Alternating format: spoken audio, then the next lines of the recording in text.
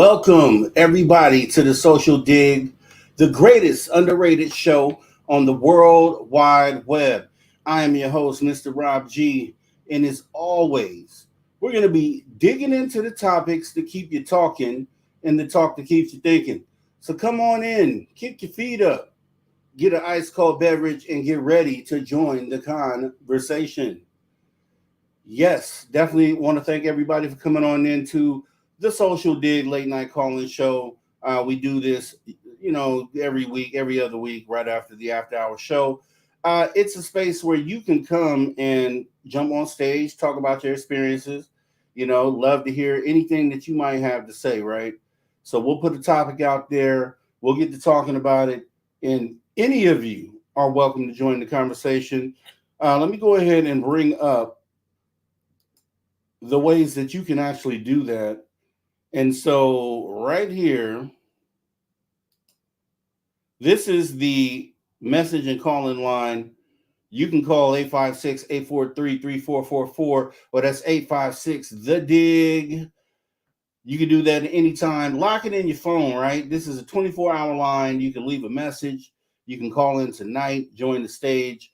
We also have in the YouTube chat, we have a link to come up on stage. It's there, and definitely hope that somebody uses that and comes in and has some great conversation tonight.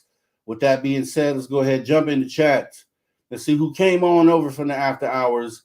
We do have Brown Dwarf coming on in. We'll give him the gold. We'll go ahead and give JSCO77 that silver, and we'll give Tamak Man the bronze. Let's go ahead and welcome everybody else in. Paramar, thanks for coming in.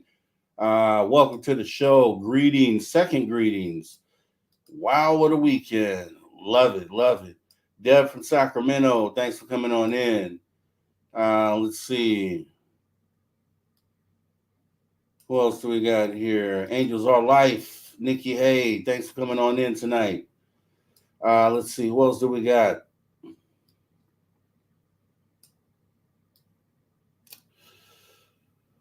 Okay. Let's see. We still got people rolling in. So we'll go ahead and do that. You know what? This is the place where we have these deep conversations, and we've had them here before, and we may have that some more tonight. We usually do. That's the place. This is the place where we do that. Definitely want to make sure that we do something to kind of push the narrative forward when it comes to disclosure, when it comes to having the conversations comfortably, in a safe place, right? And not just with experiencers. Hey, Jessica S. Not just with the experiencers, right? But non-experiencers as well. Skeptics, non-skeptics. Let's sit down and talk about it, right? Let's hear everybody's points. I definitely want to hear what you have to say on your mind. And that's what we're going to do tonight. So, yeah. It was eventful weekend. I must say so myself. Usually the weekend is where things don't normally happen, right? The weekend passes without much fanfare. Not many things take place.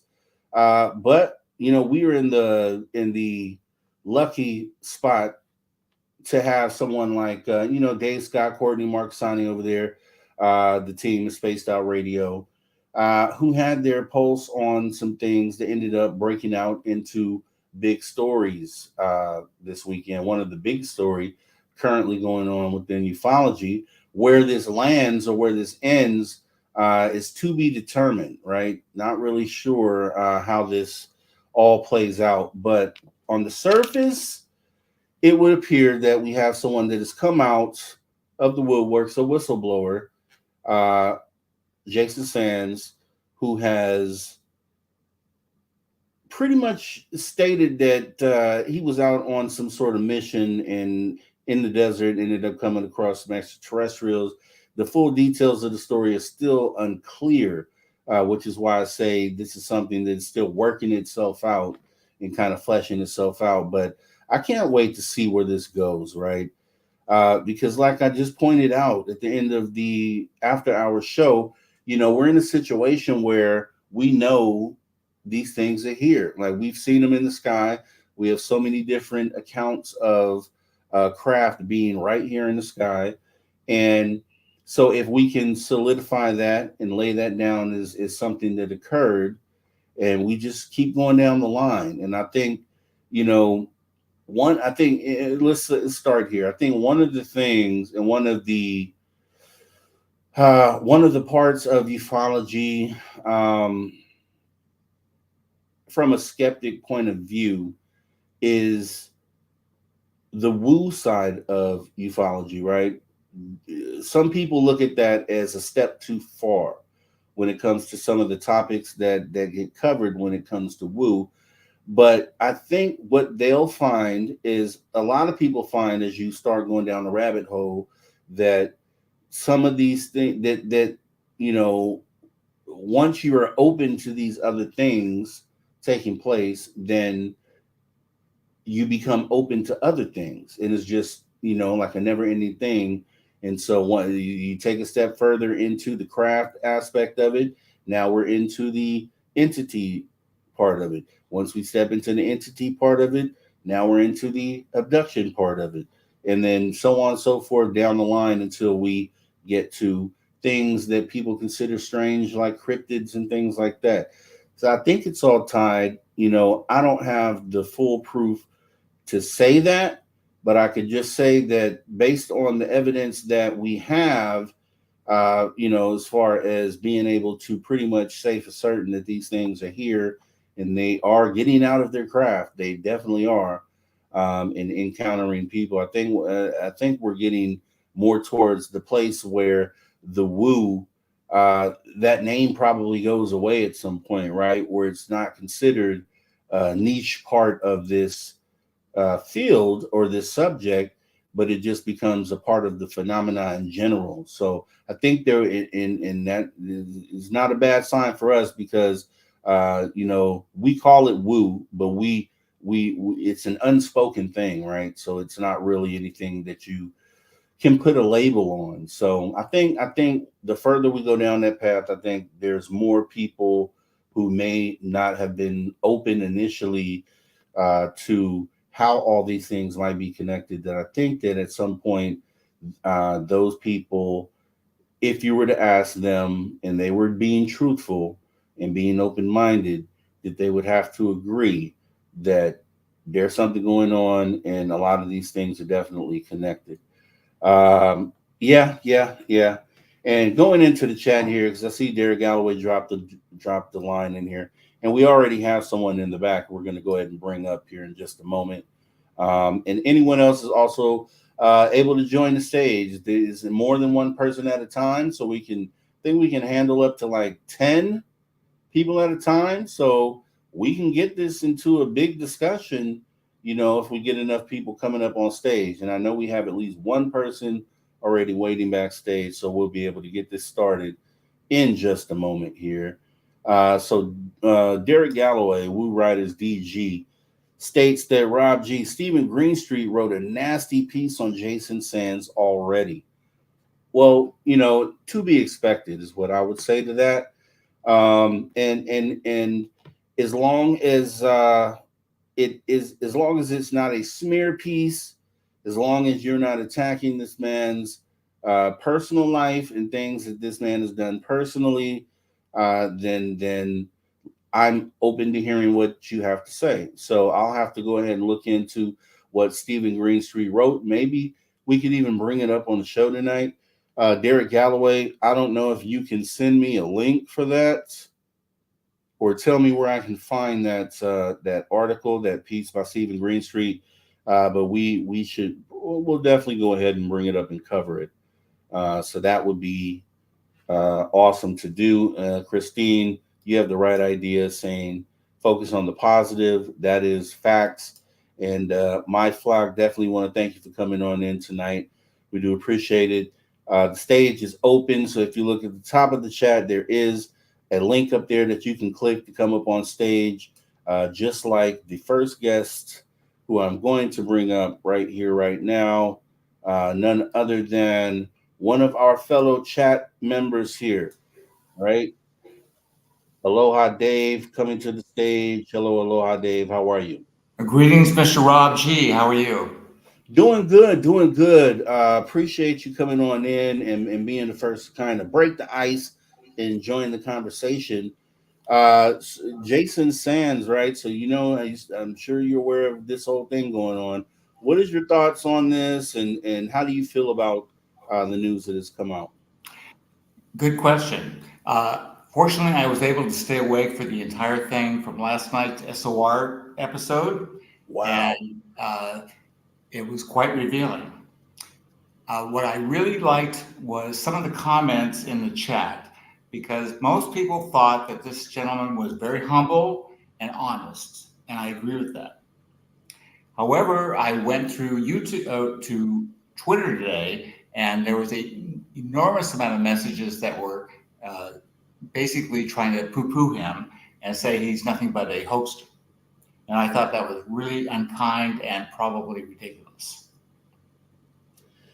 Yeah, and I can agree with you. And here's why I would say that is because, dude, we're less than 24 hours into this news cycle. How can you so quickly be already on the poo poo side, right? Like, if they have done the footwork to dig up information on the gentleman that shows that what he's saying may be false, I'm open to that. But come on, man, a few hours into the story, I think that's a lot of people jumping the gun. Exactly. I would like to point out one thing. Some of us like him, some of us don't, but Mr. Ross Coulthard is a really good reporter, and he has made a comment before, and it was rebroadcasted today on Twitter that uh, he has had several people tell him that they have seen blue beings, which I thought was very interesting. Yeah, definitely. And the blue beans, I don't know if I have the file here. Someone sent me pictures of it was like, okay, well, the whole preface was a person was like, blue beans, oh, that sounds ridiculous. And the person posted, well, actually, not so ridiculous because their blue beans have been portrayed in picture art for the last thousands of years. So Exactly. so these are things potentially, I mean, it's and one plus one equals two. And I think that a lot of people are overlooking that aspect. They're too quick to focus on the fantastical element of what's being said versus taking what's being said and then putting that against the evidence that we have. Exactly. And it's just mind blowing to me. So what and it's I hate usually, and because it's spaced out radio, then we're on it at the beginning of this happening. But normally, what I would do if I wasn't involved somehow in the sphere, on my channel, I would take a step back and give it 5 days to maybe a week, let things flesh out, see where things fall, and then go ahead and make some determinations at that point. I just don't feel I feel like there's no way in the world, unless you knew ahead of time who this person was and you have already dug into this person's past and know that what he's saying is false, then I just don't think that there's anyone out there, period, that should have been able to jump on this so fast. So it kind of surprises me when Derek Galloway tells me that Stephen Greenstreet already has a piece written up about this guy. And I just wonder what it is that he could have said. So hopefully we can bring that up. I don't know if you've seen that or if you know where to find that at. I would recommend just Googling New York Post, because that's who he reports with, that newspaper, New Okay. York Post, Let and me it's see. probably on there. But he last night was immediately on Twitter and bad mouthing Mr. Sands. Hmm. All right. I'm looking it up right now. I'm just trying to see. Okay. I think, uh, okay. Is this the piece? Okay. I'm on his Twitter here and I do see he made a comment. Okay, and he has a photo. So let me bring this up then.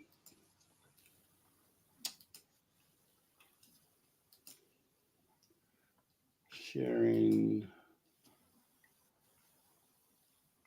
Oh man, I hate this. Oh, I hate Firefox. Give me just a moment here and bring up a different browser. By the way, while you're doing that, that Yes, was an sir. amazing show you did tonight on SOR. Oh, thank you so much. I appreciate it.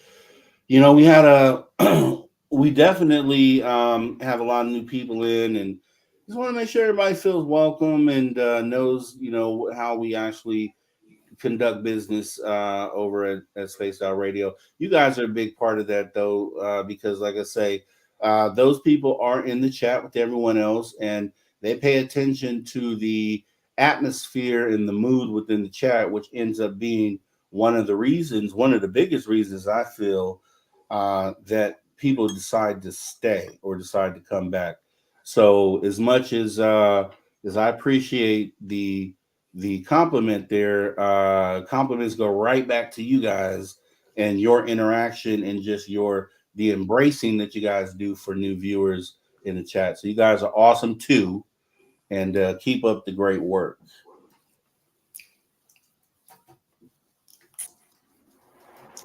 And I think the link is nypost.com if you're looking for it.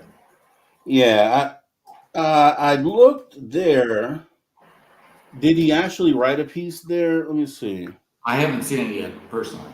Yeah, I saw he had a tweet and some sort of graphic that we're gonna bring up here. And let's see.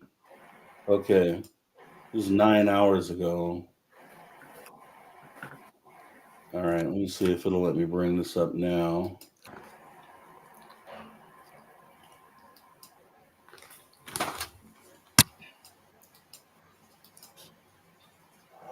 Jeez. Okay, that's not gonna work. That is not going to work. Okay, well, it's not gonna let me share the screen, and I hate that. It's this browser that I'm using. But it does show, let me go here. It does show Stephen Greenstreet posted on Twitter, new UFO whistleblower Jason Sands completely contradicts himself less than 24 hours after going public. And he corrected that too. Oh, he corrected this? He did. Okay. Let me see. The issue was he supposedly it was interpreted that he was part of the U.S. UAP task force, and he was actually on the UAP forum, which is different. Okay. Yeah, and I can't. I wish I would have done this ahead of time. I can't find it. Man, I would like to talk to that though because depending on what it is that he's saying, I would like to know where he is basing his information off of, and if it's valid, then okay, let's go with that.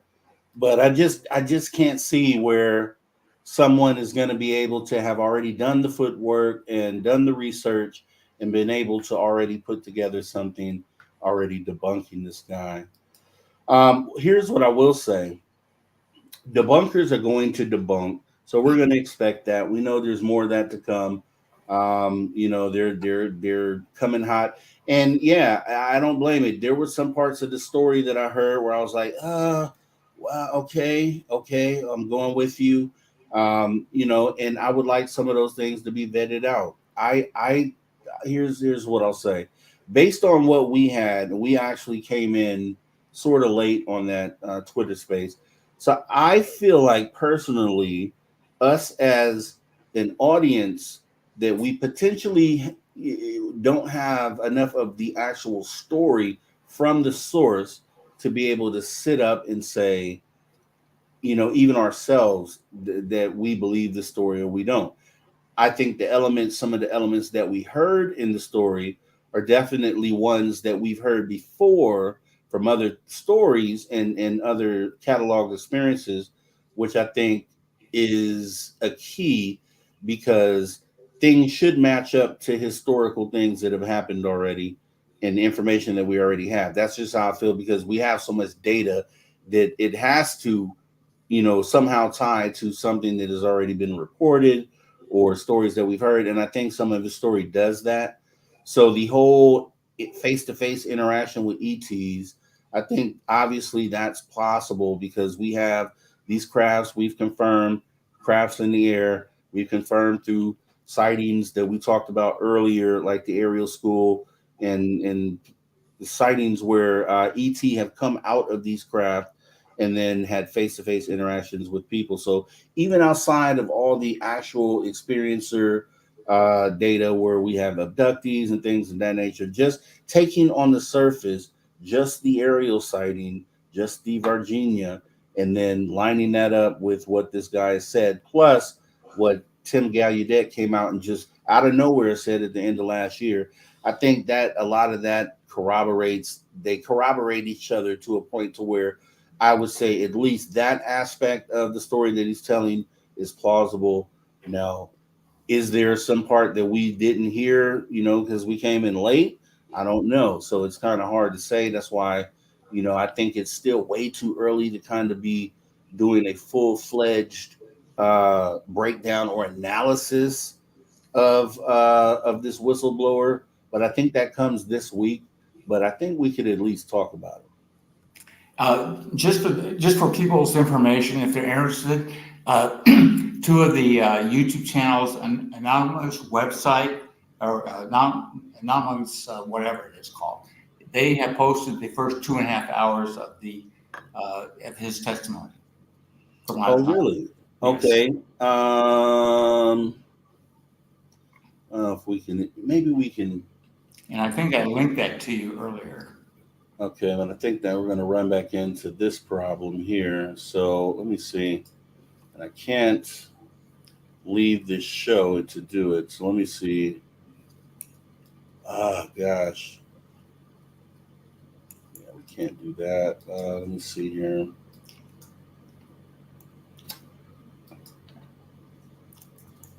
It's the first night I'm using this new browser and it isn't doing what it's supposed to do. Jeez.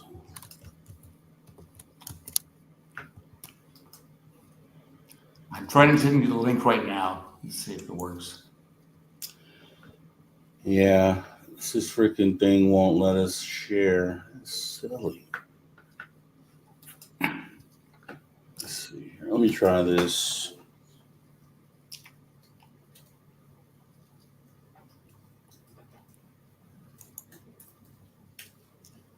The Unidentified Anomalous Podcast. Okay, I'm going to try to.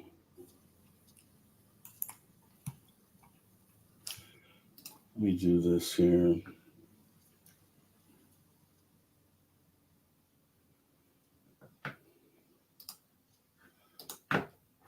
I'm gonna have to do some gymnastics here real quick.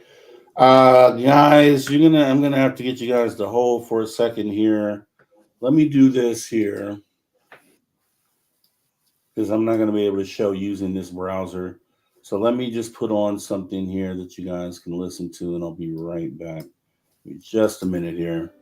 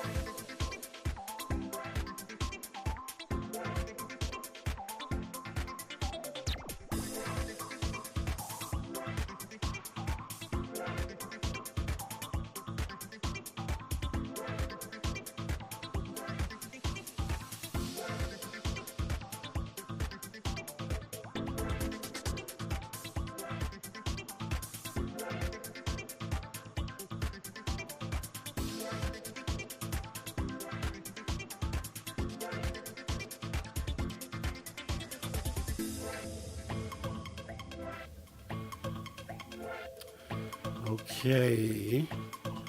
That might have done it. Let me try this again now.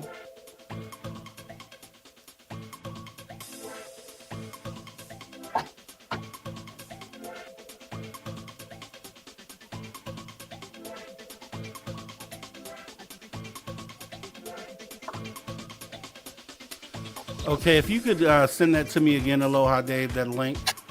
Okay.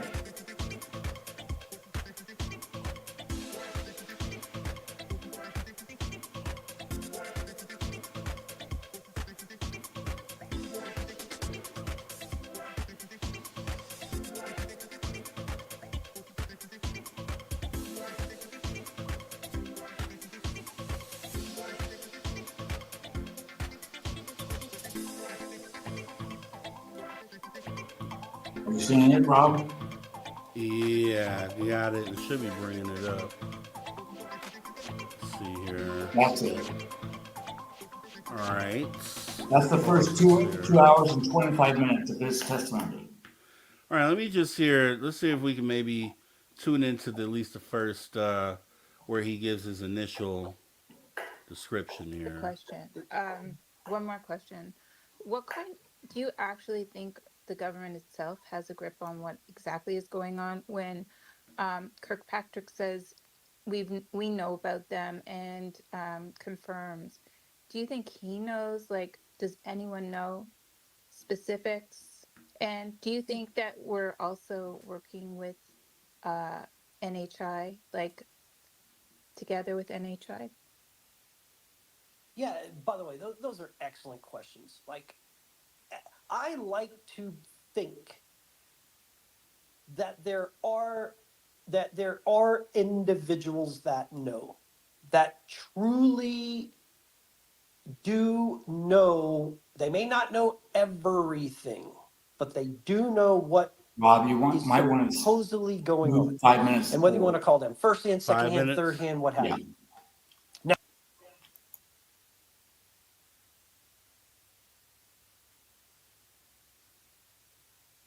Are more on the bad side than the good side, and I lean towards that too. So I'm just going to kind of posit a thought, and this just comes from my world, Like just and that's why you don't see them on Hubble, telescopes, juicy. Let me see. airways, and maybe a couple of civilians got hurt along the way. And interesting space. Want to just kind of lay out some thoughts and then kind of pick your brains and see what you think. I am by no means an expert on any of these, or the technicals, or the stories, or any of the hidden data that's maybe leaked out. Just give you a couple possibilities and my thoughts on, I think there's one that's, fun to think about and one that's not fun to think about. So the one that's pretty boring is, okay, well, it's just government craft and they're just experimenting in the airways and maybe a couple of civilians got hurt along the way and they're just covering up some lawsuits. That's the boring one, right? The more extraordinary one would be maybe it's something that's not us. So my thought, I'm starting to hear a lot of people lean away towards the extraterrestrial kind of thought and more towards the interdimensional thought, as though they're either always here with us or they've been here for a very long time. And that's why you don't see them on Hubble, telescopes and sensors and things like that, right? But they occasionally pop in and out. It's like they pop in reality, they pop out of reality. And a lot of people seem to think that, they're more malicious than they are malevolent, right? I mean, not malevolent, just good. A lot of people lean more towards these things are more on the bad side than the good side. And I lean towards that too. So I'm just going to kind of posit a thought.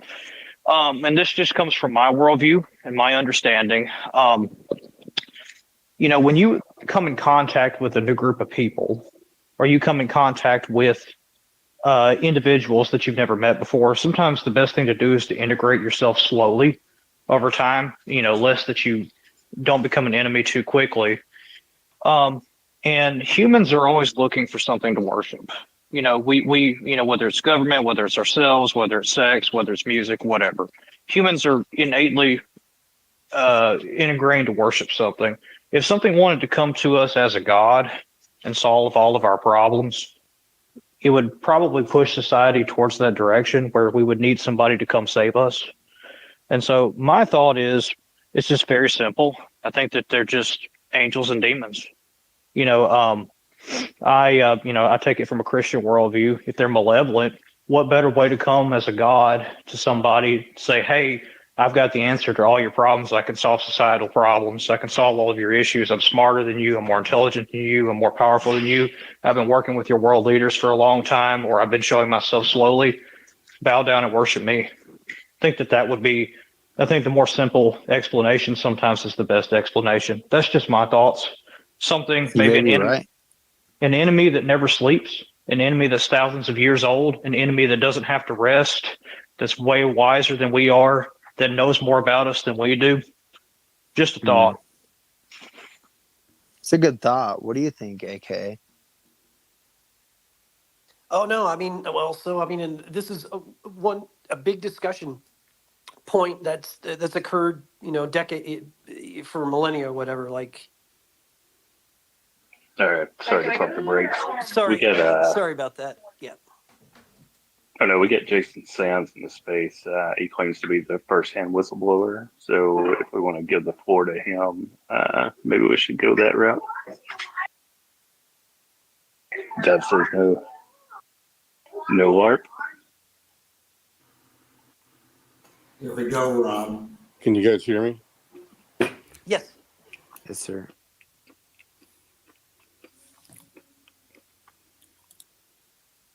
Okay, I think Dev wants to ask a question, but Jason, do you want to chime in or not?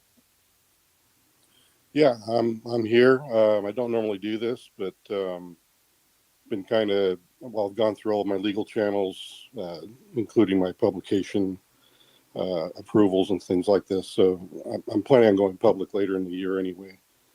Figured I'd at least give you guys an opportunity to speak to me. I've had a lot of other people saying things about me and all this kind of stuff, but I'd like to give you guys a firsthand talk so that you guys can ask some questions. Do you want to go ahead and give us a rundown of your background and your story? Yeah, sure. 22 years in the Air Force, retired in 2007.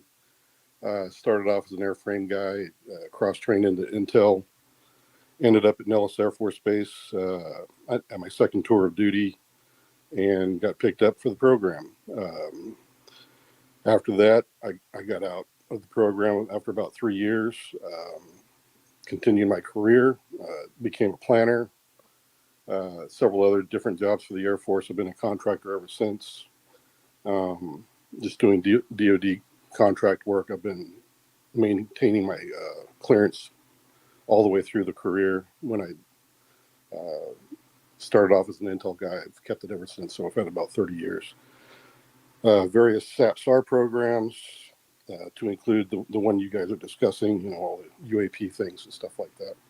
So I've had a lot of different experiences in that. Plus, I do have some personal experience that I've also had with UAP and HI.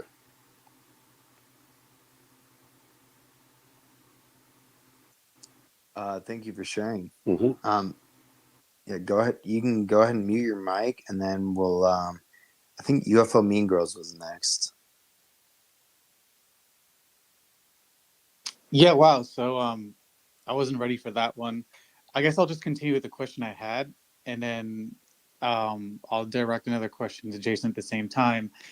So, well, both of you really, what was it, what went down in those forums and personally in the IC community when those MH370 videos resurfaced? And why hasn't there been anybody to come out and basically just state the fact that they're a hoax? Two, Jason, can you describe, obviously you heard about this space or you heard about the chatter. I can only assume that's through Steve and AKA and possibly other people. So there's a network there. Can you describe the program that you're talking about? Is it the program? Is it the program that everybody's looking for? Yes. And what was your role? Like what exactly is it that you did or did you find, etc.? So those are the two questions I have. Do you want me to go first? You want me to let the other guy answer part of the question? Up to you guys. It's Well, all good to me. okay. Well, I'll go first then. Yes, it is the program everybody talks about. It is a reverse engineering program, as David Grush had mentioned.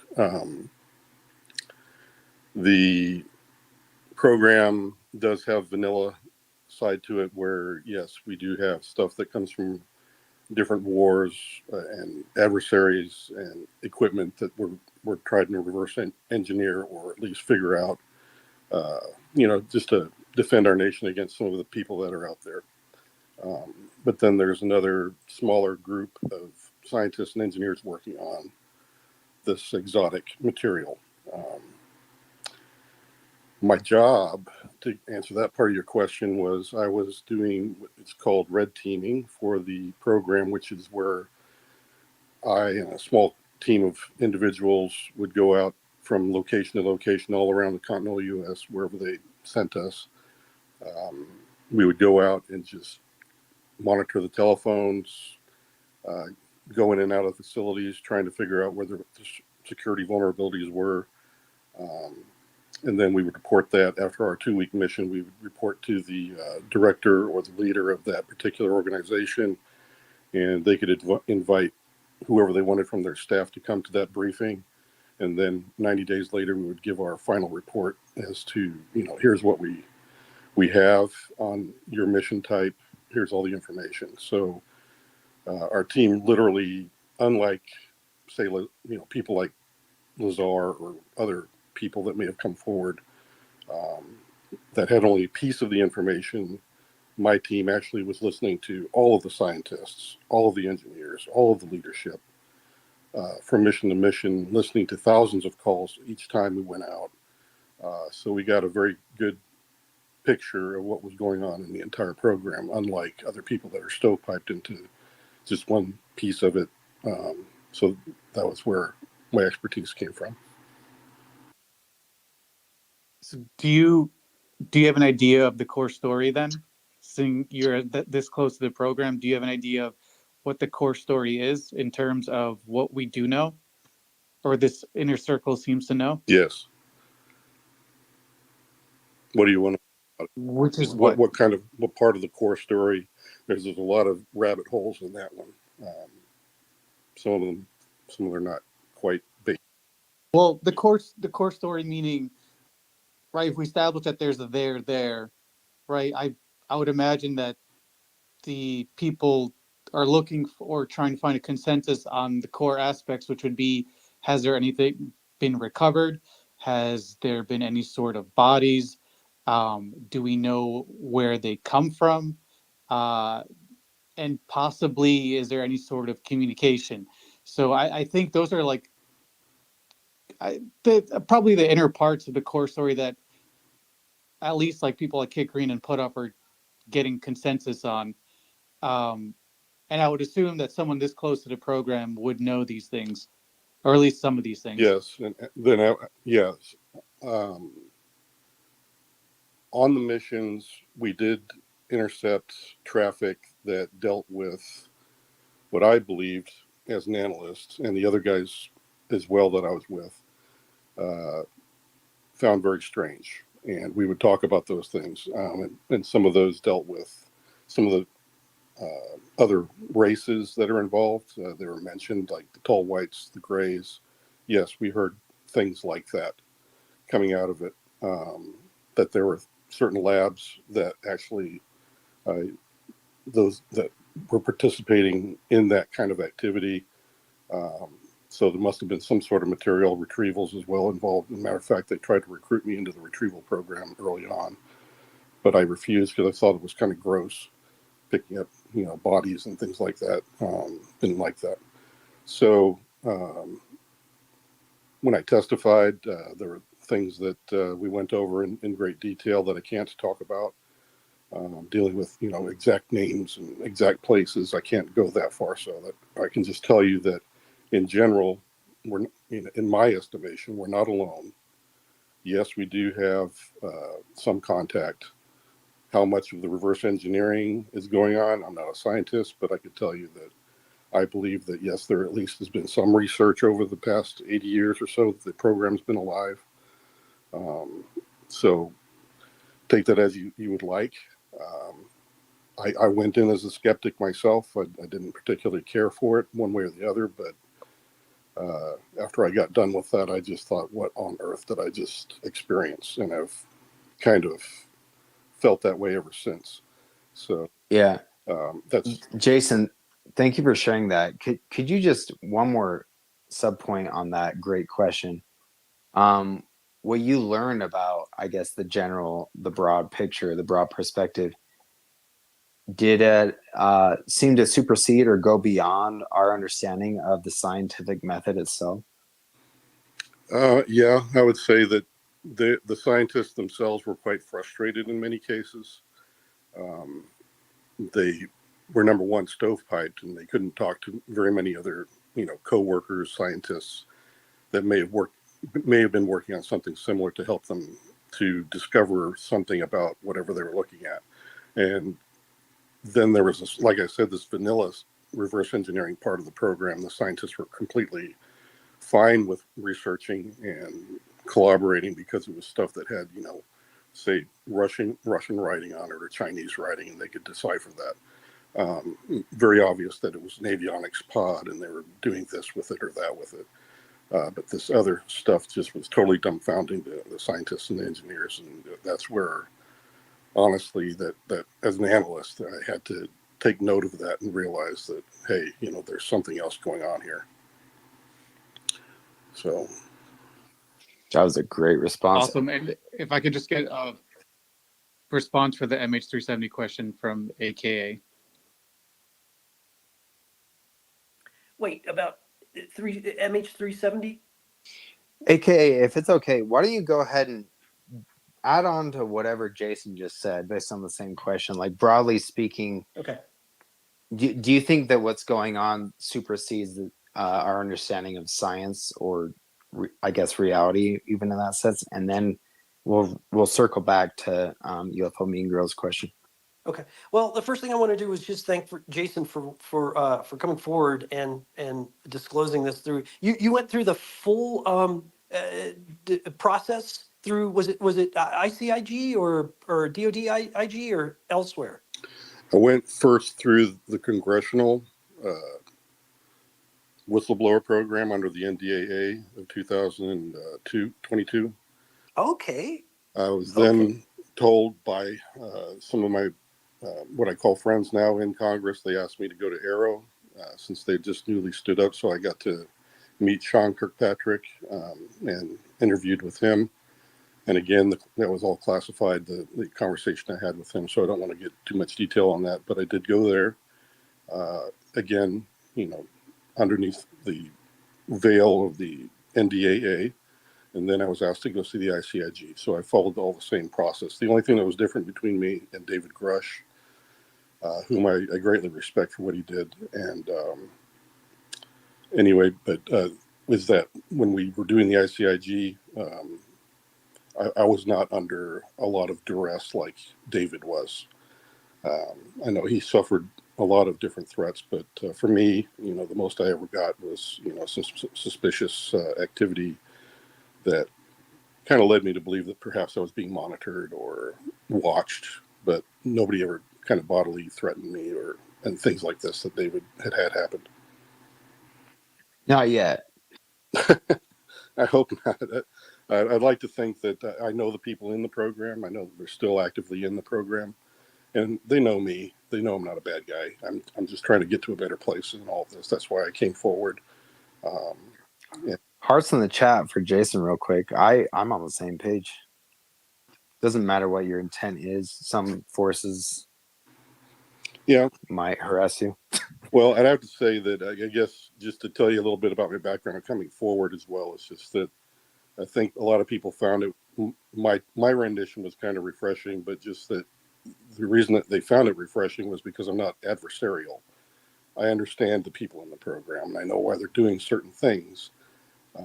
And I also get why, there needs to be a little bit better transparency on their part, but it's going to be difficult because they've, since the beginning, you got to understand this was the McCarthy era that started this. Everybody was calling each other Russians and commies to their neighbors, and everybody, didn't have a trust level that was really doable to be calling each other neighbors even at that time. So yeah, there was a lot of things and decisions that were made early on in the program that kind of, if you think about it, the program people are kind of in a bubble, and that culture is still kind of alive, and so that did cause some of the decisions that they made maybe need to be updated now because they've been around since the beginning. Uh, Yeah, well, I'm going to reemphasize real quick. Thanks, Rob, for letting me co-host. But this is a quick reminder. I really do think this is the biggest story in human history. And so I'm not trying to blow any smoke up your ass. I don't even know who you are. I don't know who AK is or Steve. But So are you the guy if that my can priors serve me correctly, I hold on? honestly think you're gonna go down in history. Like just coming out and doing what you're doing right now, even though you're like 3 degrees removed, like you're a hero in my opinion, if you are who you say you are. So Jason, let What me was the ask your. earliest year the program started? Like, how far back does the program start? And again, we've had now like 4 or 5 IC people come in here to basically vouch for each other and this story, which again, I understand. Yeah. But my question with why has there been so much silence with the MH370 stuff? If when that video resurfaced, there hasn't been an official statement by anybody one way or another. When we're here for disclosure and transparency. But so that, and again, what is the earliest date, Jason, that you know of for the program in terms of when it might have started, and under what administration or under what even Air Force, was it under Vandenberg, Twining? Like, do you know when it started and what the organization handled that? yeah, I have seen some originating documents that state 1954 was like the official paperwork date, but I'm sure there was other things that happened before then. Whether they're documented or not, I do not know. I was not even born back then. But you're talking Eisenhower, Truman era kind of time frame. I do know that Holloman was also part of all that time frame as well. That is a place of some of the activity. That that's definitely a place that you could hang your hat on and do some research on. So getting back to the MH, what did you say, the MH370, or that was also something you wanted to address? Well, Jason, I've got a quick question for you. Were you in? Yeah, no, what? So like, people have been relatively quiet about Hey, it. real quick, It let's came in full force, so I'm just wondering why is UFO everyone Mean so quiet Girls. about that video one way or Can we another? try to I don't know if he can hear me, but I want to try and center both AKA and Jason Sands, if that's okay. I don't know. Rob might disagree. And can we get around to the hand? Yeah, I mean, I Yeah, think let's do that. We've had UFO Mean Girls was up, but Well, yeah, just let him yeah, answer the question real quick, though. go. Let's let him get to the question. but can you hear Jason, UFO Mean Girls? It doesn't matter. I was, yeah, I Just hear. okay. Drop out real quick, come back, and then you want to answer his question? All right. So we heard. Is this the guy from the James Fox documentary? Is this who this? Yes. Is that who you are, Jason? Okay, perfect. I'm exactly who that is. Yes. Thanks. So you're, just to be clear, you're the guy that Steve has been talking about, right? Yes. Steve and I met back in 2021. He is correct in that it was in reference to the stuff that you've been talking about. And he called me because I ever since I started to sort of help out with the task force, with some of my Black World expertise, I guess, to try to make sure that we weren't looking at videos that we already had in our inventory. And I was trying to tell people, hey, this is one of ours. This is not something we need to worry about. Let's spend our resources better over here on this unknown thing that we don't know anything about. So that's when Steve and I kind of connected, and he just, he's a really good guy. He was trying to just figure things out just like everybody else, just like I was when I first started the program. And yeah, he's just a really good guy. I actually talked to him today personally after hearing him on the show, and reconnected with him, and we had a really good conversation. That was You talking about Courtney's show? yeah, and Yeah. but yeah, I felt bad that he had been through what he'd been through, but Wow. Thank you for even honestly, spaces are kind of a minefield. So thank you for just coming in here to talk with us. We haven't heard from David John Lanier yet. Can I So answer the question though? okay, go ahead. Yeah, UFO Mean Girls, go ahead and rebut or whatever, and then we'll go to David. Well, no, I mean, I've stated the question. I think AKA is more specifically suited to answer this, but you know, again, you guys seem to come out in full force today for this, but with the MH370 stuff, like it's just been it's been dead silent one way or another. And if you've been part of this community, you know, you've noticed that it's kind of been very divisive for a lot of people. I'm just wondering what it was like on your side and why, you know, where do you stand and why has there been no statement on it from anybody? Jason, you got anything on that? Okay. yeah, I do. Being part of the IC community, and still part of it. Hang on a second, I got somebody at the door. But yeah, it's been kind of, Should we have AKA go and then you yeah. can Let him respond? respond while I answer this. AKA, what are your priors on the MH370? It might be put up live in space. Yeah, I will just say I don't. I'll just do this. This is personal. Once again, this is my own analysis of the video footage. Is absolutely been doctored up.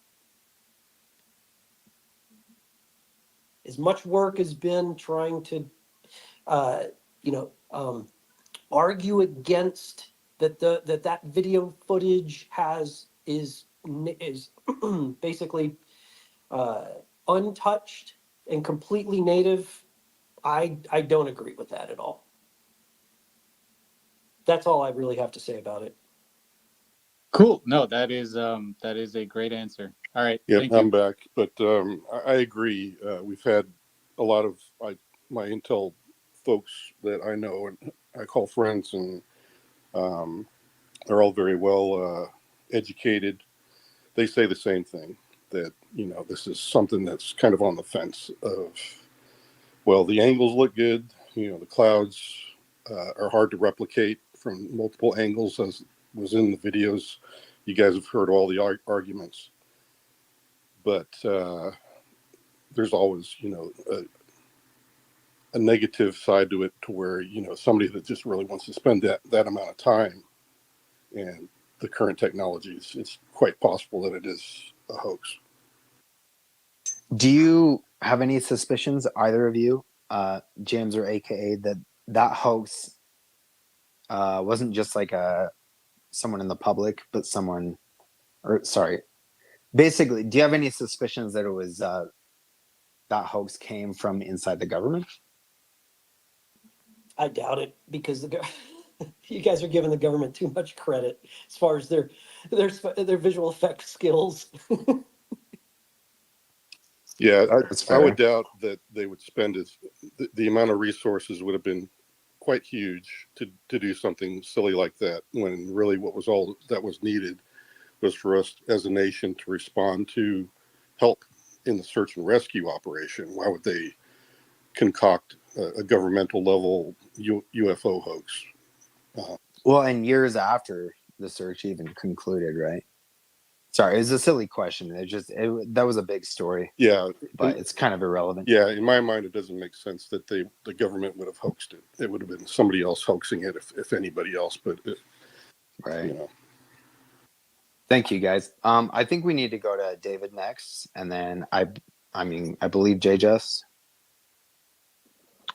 Yeah, can you hear me? Yes, sir. Awesome. I want to say hi to Linda real quick. I'm a big fan. She's helped me out a lot, so I'm super anxious in these spaces. for obvious reasons. But Steve invited me to his space yesterday, and I listened to it, and it kind of like reawakened my drive and interest in this subject, which is really NHI presence and intention. So, you know, I've had quite a lot of personal experience with both the craft and the beings. I'm not going to get into my whole story. I know Linda can vouch for me. I've spoken with John Ramirez, Bob McGuire, all these, you know, several people. So my question would be to the two that are in here who are part of the intelligence community, or I'm assuming, is there any recognition or understanding or awareness within this program or programs that the same craft that have been ascertained through whatever means are also being seen over people's homes, and some of the beings, because it's my understanding that there are several, it's not just one, are also being seen in people's homes, on people's properties, and um, you know, when discussions are had concerning quote unquote malevolent by our standards behavior by some of these NHI, who from the NHI are the perpetrators, and will that ever be broached officially? Thank you.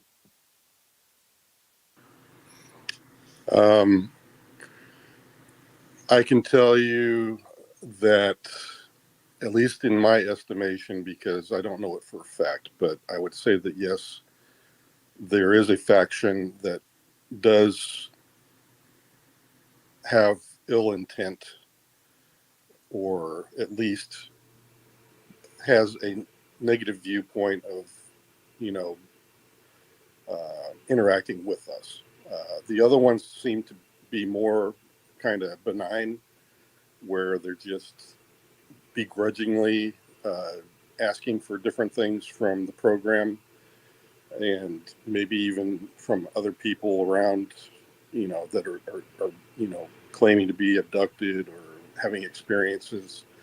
There does seem to be a theme where they are interested in some cases our spiritual growth, our intellectual growth, and some of them have some very deep compassion for us and feel sorry for us in some cases. And you know, yeah, because you know, mankind can be quite messed up sometimes.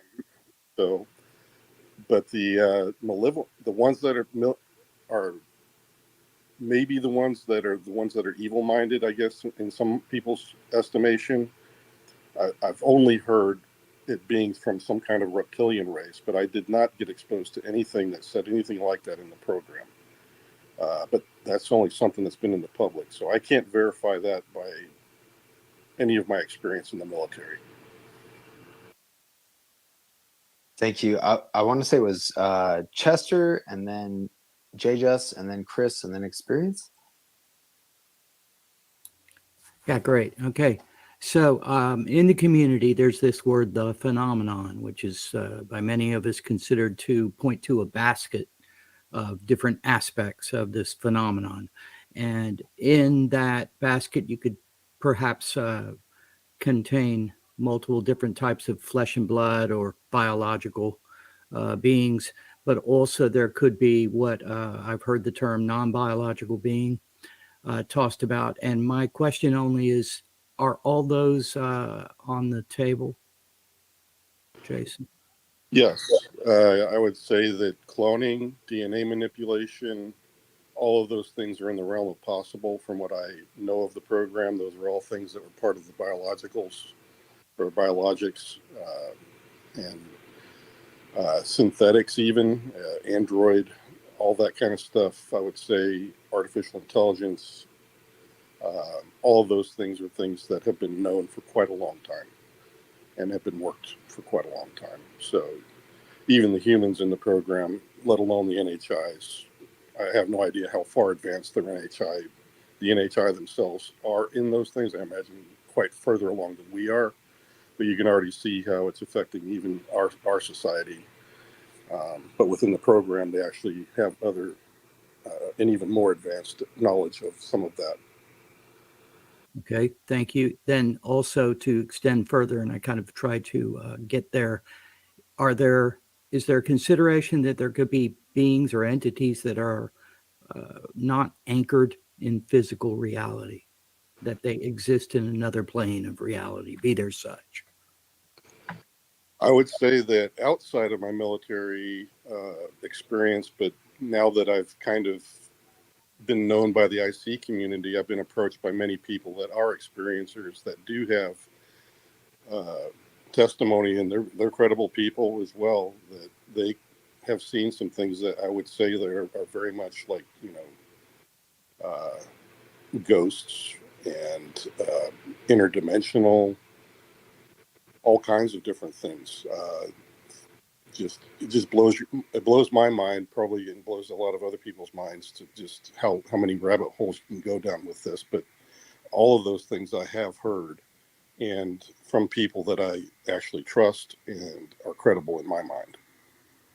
Okay, great. Well, then this kind of paints the picture of the dilemma that a government or governments would be in trying to share all of that with a lack of actually being able to explain much about it to the public. And so I kind of feel for their position. I understand it. Yeah, I would say that yes, that's something that I definitely heard in the program, was the struggle as to their understanding as to what could be even divulged. I think for the most part, they always erred on the side of just keep your mouth shut kind of thing, because they didn't understand it themselves. In some cases, other times they did understand it, and there was a good reason for them to not say anything. One thing I did not agree with was that, people are just going to lose their mind if we find out that we're not alone. I think that's kind of a farce. I think that's, if you got 70 or 80% of our society, as well as other nations around the world, that believe we're not alone, I don't think that's going to shock anybody. I do believe, though, that there's going to be some consternation with, Christianity and other religions, because the way I look at it is, when it comes to religion, I just happen to see the reality of it, because if you open the Bible, you can actually read of, some of the first-hand witnesses that are in the Bible as well, stating some of the same exact things that I was seeing.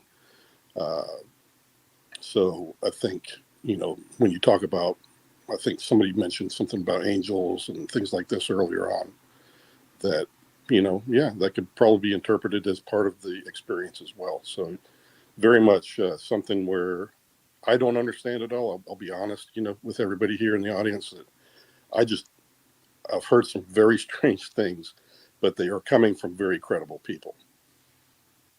Okay, great. Thank you. I'm done. I just want to say thank you for all of that, because I'm in the camp that kind of views all possibilities as something to be open-minded about. And the angel demon aspect, I can get that and understand that, but I do not think that would be the whole basket.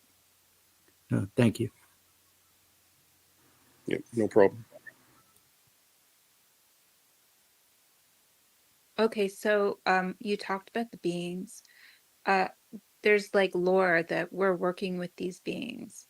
Is there any truth to that? Yes, I would characterize it also. I know you didn't ask this, but yes, there were instances where we did capture traffic where there were interactions in the labs. They didn't want to be around the humans.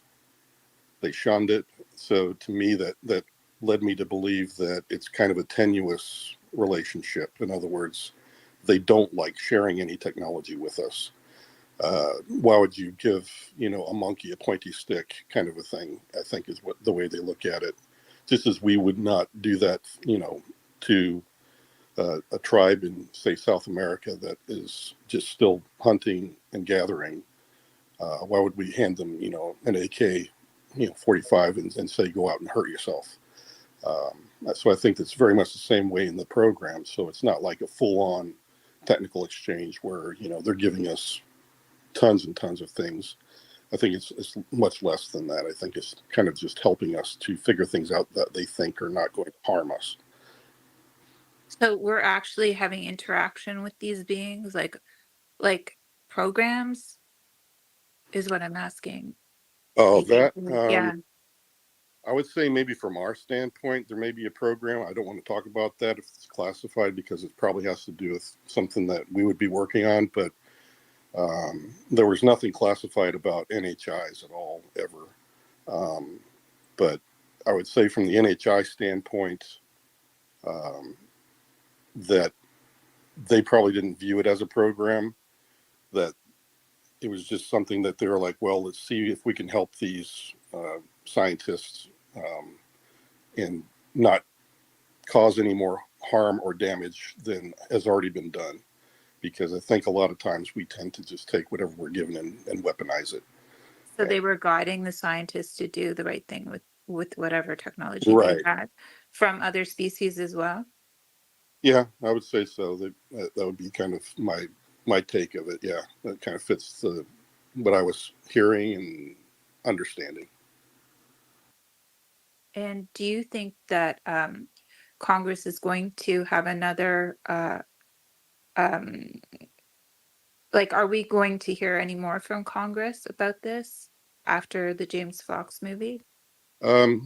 Possibly. I know I've been asked that question a number of times. I've not heard anything solid, but I've heard other announcements made by congressmen over the past few months that they do want to get some firsthand people to come forward. At least the ones that are advocates for disclosure want that. Well, is this the route that people are taking now? Like you said you talked to Arrow. I'm curious about that. Like what your impressions are of Arrow. Do you think now, and you've just come out on Twitter today, about an hour ago.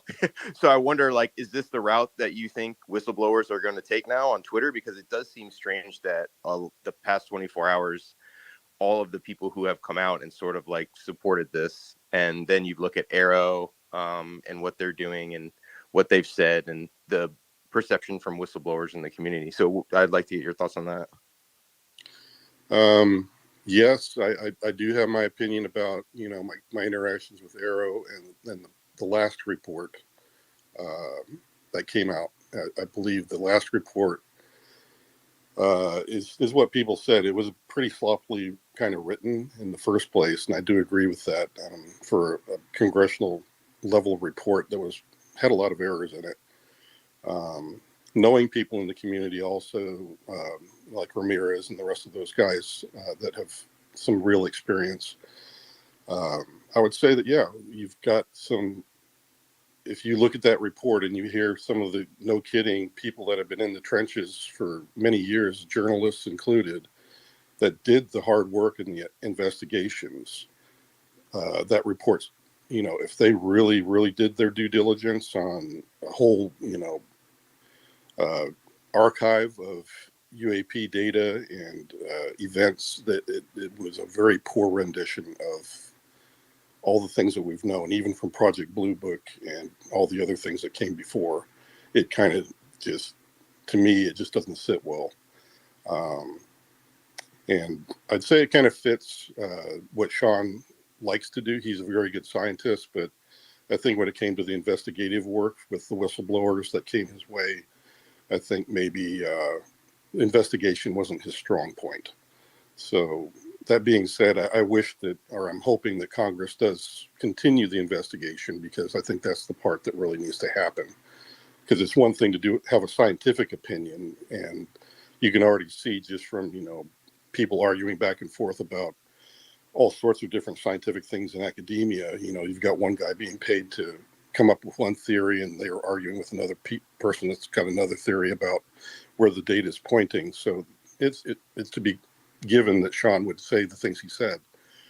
He wasn't in the program like I was. I'm kind of disappointed because, I'm like, that's not what I said. If you were to take me at my word, I would have said that he kind of didn't do me justice in that report either. So that's just my opinion. Appreciate it. And let's get around to the hands too. I know we got a bunch up. I know Chris, and then Experience, and then Matt, and then Tom. Thanks, guys. And saw Green Street jumped up too. What's up? Okay, hey, your name's Jason, right? Is that correct? Yes, that's correct. Okay, I came in kind of late, so I know that you were talking about. I think I heard about a reverse engineering program potentially.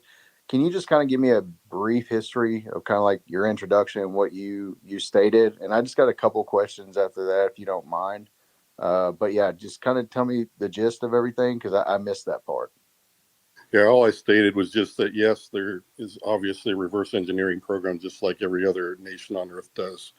If you capture an enemy aircraft or tank or some new technology, you're going to grab it and you're going to try to reverse engineer it. You're going to do all that stuff. So, yes, there is a reverse engineering program.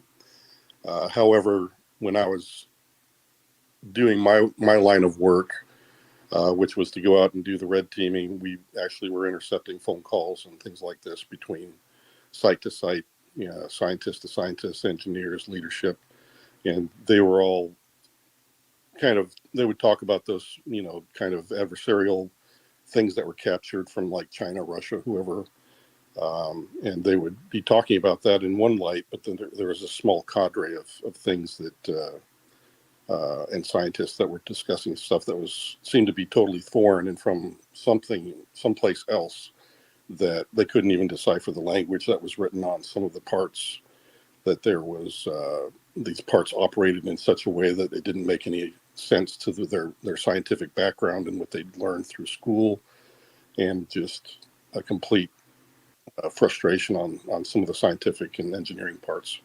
So that's all I said about any kind of reverse engineering. Gotcha. So I'm an Air Force veteran myself. So you were in the Air Force, correct? Is that what I understand? Yeah, 22 years, retired in 2007. Awesome. Thank you for your service. I actually was in during that time. So I just wanted to ask, can you share what your MOS was, or what your title was in Air Force? I was 1N6. Okay, so you're an Intel. That's correct. Do you know? Are you able to say what department or what specific job in Intel? Or It was initially telecommunications, security, and then we merged into another. I think it was 1N8 career field or something, or 1NO was also another thing they merged into. But they still kept the telecommunications security and monitoring program underneath the umbrella of those particular AFSCs. Gotcha. So you're in basically crypto and signals, correct? Correct. Yeah. Okay. All right. And so I missed the part of where you, I guess. So how did you, or did you just intercept communications, and that's what you were talking about? What's kind of the gist of what you're whistleblowing about? I guess it's a good question. The concern has to do with some of the things that were going on at the time, where there is some craft that I knew were in our inventory, and they're kind of regularly reported as UAP. And some of the activities I started seeing was coming out in these stories in Indonesia mainly, that caused me some concern that there was some contraband or even other sorts of things that were being exchanged from the inside of the chassis of this craft, or the cargo bay, whatever you want to call it. And it raised some hackles in my book. And I thought to myself, this looks an awful lot like something I already know about, and I wanted to make sure that things were still on the up and up. So I had some concerns, and as I was saying earlier in this particular, when I got talking here on this particular Twitter, or on this particular podcast, that those concerns are things that I wanted to bring forward, not in an adversarial way, because I was part of the program. I know why they do what they do, but I'm not here to get anybody, in trouble or put people in jail. I'm just saying, hey, if the culture has changed to the point from, when I knew it in the 1990s into something where they're utilizing some of these uh, really cool craft for things that are questionable, that needs to be looked at. And all I've asked Congress to do is please just investigate this. I don't want to, put people in jail or anything, but if you can get some kind of oversight in this is why I believe there needs to be a little bit more transparency. Maybe not public transparency, but at least in a classified sense, to where at least Congress can keep the oversight that they need to and get the reassurances that the technologies are being used for the intended purpose. We're not getting like nothing burgers and shit on these skiffs. Yeah. All right. Right. I want to throw it over to Experience. You got your hand up. What's up, dude? All right. What's up, y'all? What's up, Jason? Hey. Sounds like 22 years. Sounds like you got a lot of wisdom in your voice. OG, you've seen a lot of things. So if you are the one that's going to be in this upcoming James Fox, is this the one where you had an interaction with an actual blue being, or is that somebody else? No, that you're correct. I still don't know what it was. I think the Intel community, when they saw me give that rendition, it was just a trip up to the work site to do training, totally outside of my duties. We were just on our way up to Black Mountain for the day to train air crews, and that was all we were doing. And this event occurred. But you guys will get to hear all that in James' film. I don't want to. Yeah, Say. I don't want to give away too many details. If you can, I understand that. That's fine. So my question to you is then your exposure to this, or the initial exposure, is you doing intel work, Yeah. intercepting calls, listening to some of these scientists riff about stalled progress and what they're trying to study or research or reverse engineer. Yeah. Is that your first exposure to this? And did your encounter happen afterwards? Like how would you say how much exposure do you think you've had to the phenomenon? It's kind of been something that's followed me around most of my life. As a kid and a young adult, I would say that the instances I had of encounters were just kind of UFOs and golly gee whiz, what was that I just saw? And then I just tuck it away and not think about it at all. I've never really had an interest in UFOs, really. I've maybe read one book in total in my entire life. The rest of it has just been stuff that people have thrown at me since I've been kind of in the intel community, and they know who I am. They ask me questions about stuff, and so I kind of get read up on things from that. But that's kind of the most exposure I have. But the encounter I'm going to, or you guys are going to be seeing in the film that's coming, is just after I was exiting that program. And Okay. so That's interesting. I had been fully read in up until that I guess earlier that year, and then I was going up range, and that happened. The encounter. Okay, so the reason you're being read in is because part of your job is to track or trace these calls. So you're already exposed to the information, so they have to read you in. Is that how it works? Well, reading in is another thing that people ask me about constantly. I only had one read in, and it was the umbrella program. In other words, I can go anywhere in the United States, and as long as I had a legitimate mission reason to be at a given location and plugging into the telephone lines, I could listen to whatever program was there, so I wouldn't have to get a read in. So let's say like I go to someplace in Arizona 1 week, I wouldn't have to be read in necessarily to any programs they had down there. Now the people that worked in that facility would have to, and they could have any number of different compartmented SAP programs that they had to get read into, but I did not. Okay, cool. I'll let somebody else go. Appreciate you answering the questions. Yeah, no problem. Thank you, guys. I also shared estimate of the situation, has got a GoFundMe campaign, shared it up above. Everybody please support that. It's got a couple days left. Support the community. Matthew, what's up, man? Yeah, thank you. And thank you, Jason, for being here. Experience took my first line of inquiry was I wanted to confirm that you were in fact the guy Steve was talking about, who posted on the internal intel forum about the encounter with the blue being. So I guess we got that covered. Looking forward to hearing more about it. Next, I want to go to, I hear what you're saying. It's about some of the things that were raising your concern and brought you to come forward. It sounds to me like some of the Michael Herrera type account, that sort of thing, is what maybe is kind of instilled in you the commitment, willingness to come forward. Is that a fair way to characterize what was of concern to you? Yes, that, and just the fact that I had some exposure to the program. I think mainly the task force at the time, back in 2021, 2022, when they started to introduce me to Congress and other folks.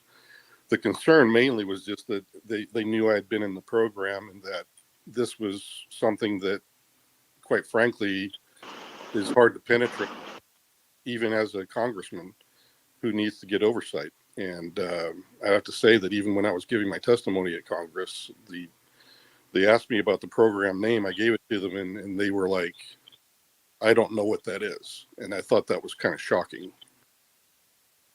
So that's kind of where I'm coming from with that. But yes, I do know Steve as well.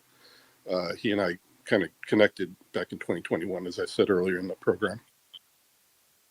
That's fascinating. Thank you. So my next line of inquiry is, I think, I asked that because it's good, in my opinion, assessing someone like yourself. This is all such a wild west of accounts and information. It's hard to believe, and that's why so many people struggle. So understanding what someone's motivations, I think, is what someone's motivations are central to being able to ascertain and with discernment what they have to say. So thank you for that. But my next thing, a respectful, not pushback, but just I'm going to frame something, posit something to you from, like, you're the first most inside person probably I've ever spoken to one-on-one. So I want to know is, like, I've been looking for you. Where have you been? And where's everybody else like you?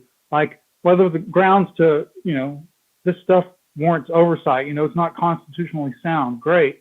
There's some illegal funds and budgeting stuff going on. Great. But I'm thinking more broadly, more philosophically. My mind goes straight to, if I had this kind of insight, that there are people in positions of power that understood more about the nature of our existence and reality, and were withholding that from our fellow man. To me, that's like the highest of high crimes. It's like locking a small child in a closet and thwarting and retarding their development and robbing them of the experience to grow up with full access to the world around them. That's like doing that on a planetary scale to me. So I don't know if that resonates with you or makes sense, but I always struggle with this. Like, if this stuff is true, where is everybody else on the inside who gets that? Like, I'm ready to hear from them. So it's not a criticism, but it's more just like of a conundrum for me. So how does that strike you? Does that make sense? And maybe where is everybody else? And maybe, are we going to hear from them too? Well, I can't speak for them. Right now, we're going through a bit of the rules of the Fight Club is that you don't, tell somebody about Fight Club because everybody's not quite sure how this next round is going to end up, or this year is going to end up. For me, I can answer your question, at least from my point of view as a whistleblower, but I don't speak for all the other ones, other whistleblowers, that is. I agree with you that the fact that NHIs exist is a given right for anybody in mankind to believe or not believe, honestly. And I think that's the travesty here is that I get the part about the national security, and that if it has something to do with a weapon system, we don't want our enemies to know about what we have in our inventories. I get that. That has to be classified. However, are we alone or not alone? That is something I think, like you said, is kind of a travesty that can't be spoken of. That hey, that we do have other peoples out there and other civilizations. That should be something out there for everybody to know, because I think it gives better context for what is really going on here on Earth. Because I think the mantra has always been that we're alone. in this vast universe. Even though statistically speaking, I've heard from mathematicians that it's really astronomically untenable to a certain point, that to think that as many stars as we've already recorded that are out there, that there's absolutely nothing out there really. I think that's becoming less and less an arguable point as we've moved forward and gotten a little bit smarter about the universe itself. So yeah, I'm with you. I wish that the things that I've heard could be a little bit. I'd love to walk this walk. Let me put it this way: I'd love to walk this walk with somebody else and not be alone in this. But I've been alone ever since I started coming forward, and I don't like that feeling. But I'm hoping that some other people that may be listening that are like me, that they realize that this might be our only time in this lifetime to get this right and get to a better place. Because I've said before, I don't want to be adversarial. I get why the program people are like the way they are. I get what the everybody else wants is some kind of disclosure, at least to admit we're not alone. That at least that one fact would be okay to put that forward. It's not going to create any problems. I don't see any real problems coming from that. But on its face, Jason, that sounds like provocative and exciting, but I think it does probably go ultimately back to what Elizondo said, where it's kind of sobering, or it makes us like somber, because like this is so big what you're talking about right now. And I agree. you know what, I'm just gonna go against my instincts real quick. I shouted your praises earlier in this space before I even realized who you were, but I really do think you and AKA and Steve, anyone who's actually who they say they are and they're coming out and talking about this, you're a hero. I mean, that's huge. This is massive. Well, thank you. I also believe it's very huge. I would like to say also that I feel like I'm a normal guy. I just got exposed to some really strange stuff.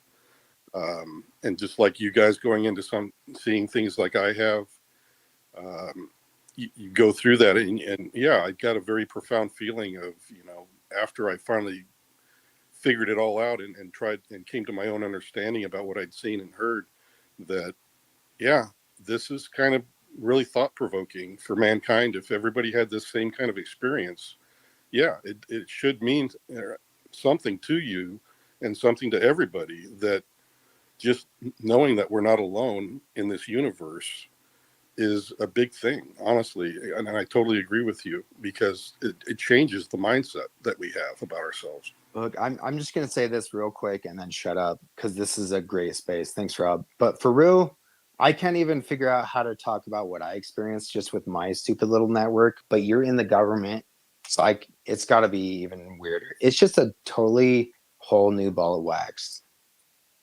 So thank you again for speaking out. Yep. Well, I was planning on going public later in the year, honestly, but I heard some good discussion going around tonight. Well, it's awesome that everybody's listening in, and we appreciate you with the discussion, Jason, for real, coming forward and talking to us tonight. No doubt, there's a lot of questions and a lot of people that want to jump up and ask questions. So, respectfully, let's get around. I know Tom had their hand up, and then Skyfire jumped in as well. What's up, Tom? Astral, my friend, thank you so much. Jason, thank you so much for taking the time to be with us here tonight, and thank you for your service.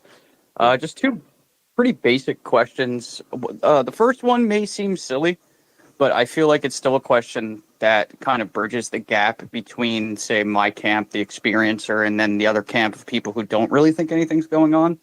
I would like to hear you speak about the elusivity of this phenomenon. Why is it that it's so difficult to capture concrete evidence of it, whether it be photographs, samples, any type of evidence that you can think of? And why does it seem that the military/government has the ability to do that more so than the average citizen? I mean, I have my own answers for that question, obviously, but I'm curious to hear your take on that. And then I guess my second question is a pretty simple one. Is it discussed among your, the network that you're a part of, the people that you speak to that have had links to these programs and maybe have seen things that are pretty extraordinary?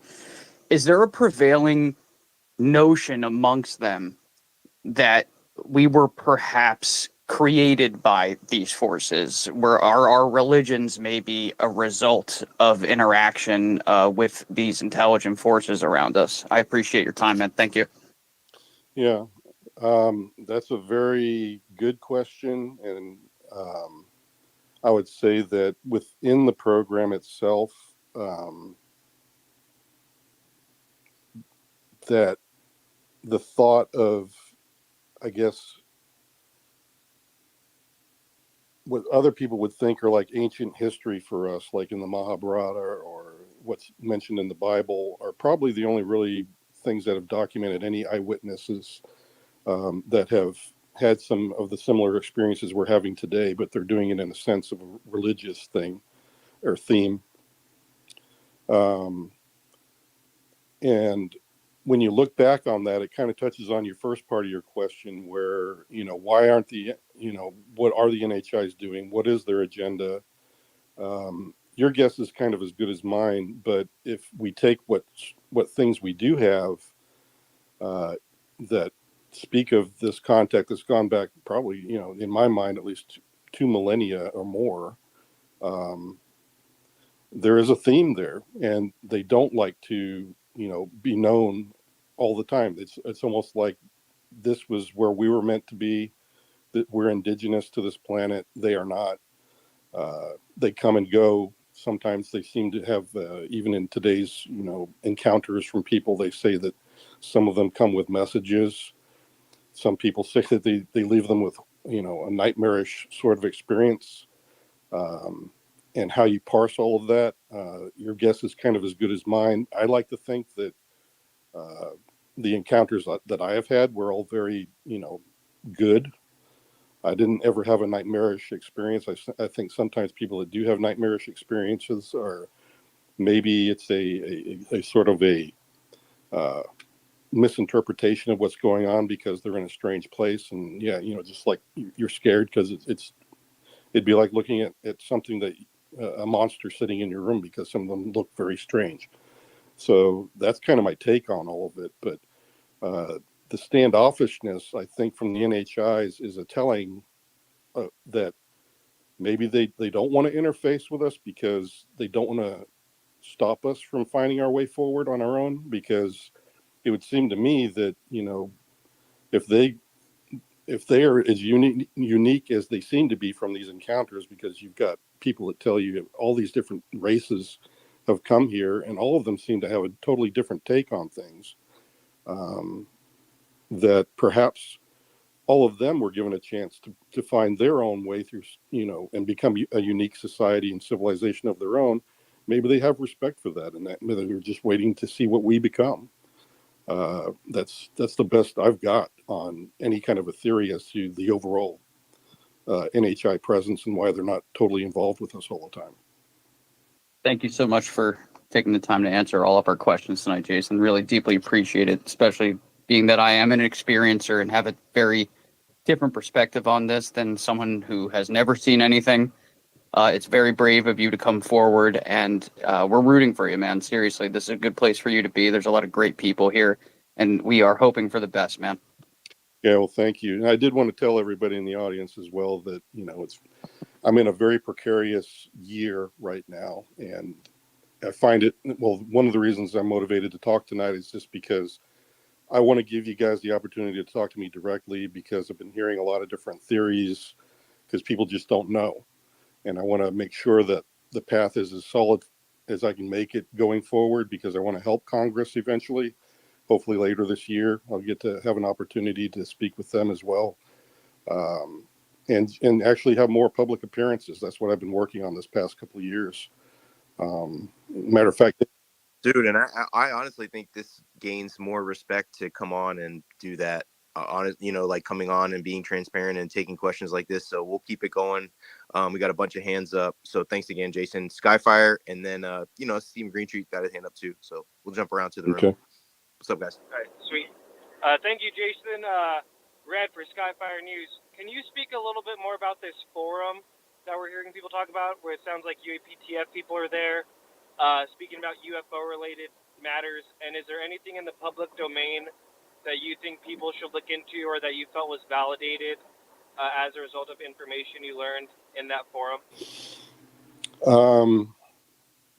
In the forum, I would say that yes, I totally respect everybody that has contributed and everybody in their expertise levels and whether they agree or don't agree with UAP. It's been fantastic, honestly. I love hearing both sides of it. And at the same time, what is it? Well, are you looking for something in particular about what it's telling us? Because I don't know how to address that part of your question. Any cases or anything in the public that you felt like extra validated? I know when we asked the previous guy the Wilson Davis memo.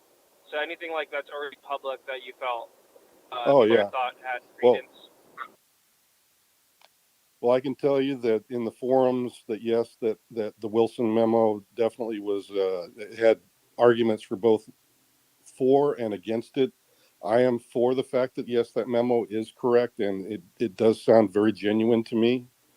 And I've been asked several different times in several different ways about it. And being an analyst myself, I think it's legit. That's my opinion. I'm welcome to my opinion. You can disagree with it or not. And even my friends, we sometimes disagree, but that's good to debate it because sometimes the truth is outed that way. But for right now, I've heard the arguments both for and against, and I think that, yeah, the Wilson memo is legit. Nice. All right, Stephen, what's up? I'll go ahead, throw it to Green Street. We've got a bunch of hands up too. What's up, man? Jason, thanks for taking questions. Is Jason Sands your real name? Yes. Okay. And I joined late, so if you shared this information, I apologize. You were part of the UAP task force? Yes. Okay. From when were you part of the UAP task force? From 2021 until Arrow stood up. Oh, okay. Wow. So were you there?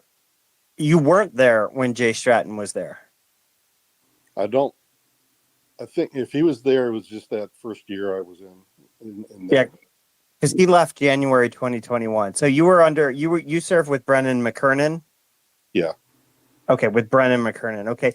I spoke to a few UAP task force analysts, some of which you probably also worked with. I won't name them, but a few of them spoke about the hitchhiker phenomena. Are you familiar with the hitchhiker phenomena? Yes. Yeah. Okay. Over there at Skinwalker Ranch. Yeah. Okay, and they had personal experiences with the hitchhiker phenomena. Have you had any personal experiences with the hitchhiker phenomena, or are you familiar with anyone close in these programs that have experienced a hitchhiker? I have not. However, I do have some friends that have. Yes. Okay, and then interesting. Okay, and then you mentioned the blue alien or the blue entity. But you stopped yourself short from getting into too many details, saying that we would have to wait and see. Yeah. Wait and see for what? Well, it's just I know James Fox. I go over all that in James Fox's film. I don't want to spoil it for him or you guys. And that's I'm holding back is because I know he's working real hard on it. So Okay, so for a movie, okay. And then, is there a reason why you decided to be a whistleblower on Twitter Spaces rather than going to like the Washington Post or mainstream media? well, this one, well, those are all possibilities of to do all those kinds of things. This one seemed to be a good discussion tonight, and I wanted to be part of that because it seems that there's been a few other times when my name has been mentioned.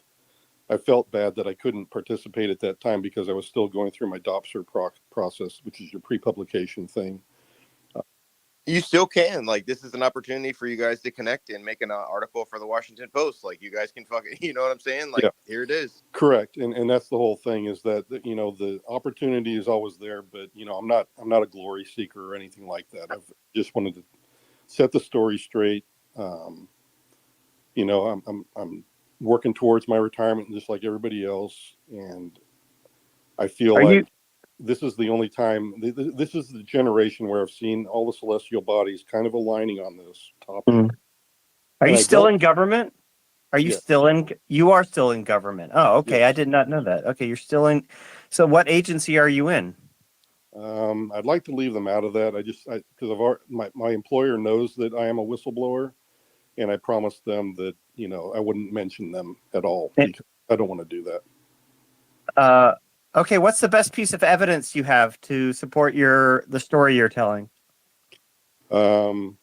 I guess it's just that I've been verified through Congress, Arrow, the ICIG. You can still get into the systems and see what I was read into. Yeah, I've been to the places I've said I've been.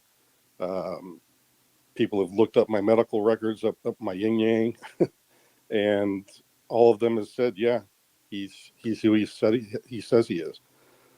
That's the best evidence I can tell you is that's there. I'm not going to carry out. I've never carried a UFO on my back if that's what you're getting at. That's an impossibility. And being able to drop it like in Sean Kirkpatrick's lap, I couldn't. But you know where they are, Please, right? please do. Do you know where they are? Do you know where the UFOs Yeah, he are? spoke with Arrow. I have a good idea, but they could have moved them since then. I don't know. Okay. All right. Well, thank you for taking my questions. Yeah. Thanks, guys. I know. Go ahead, Kimmel.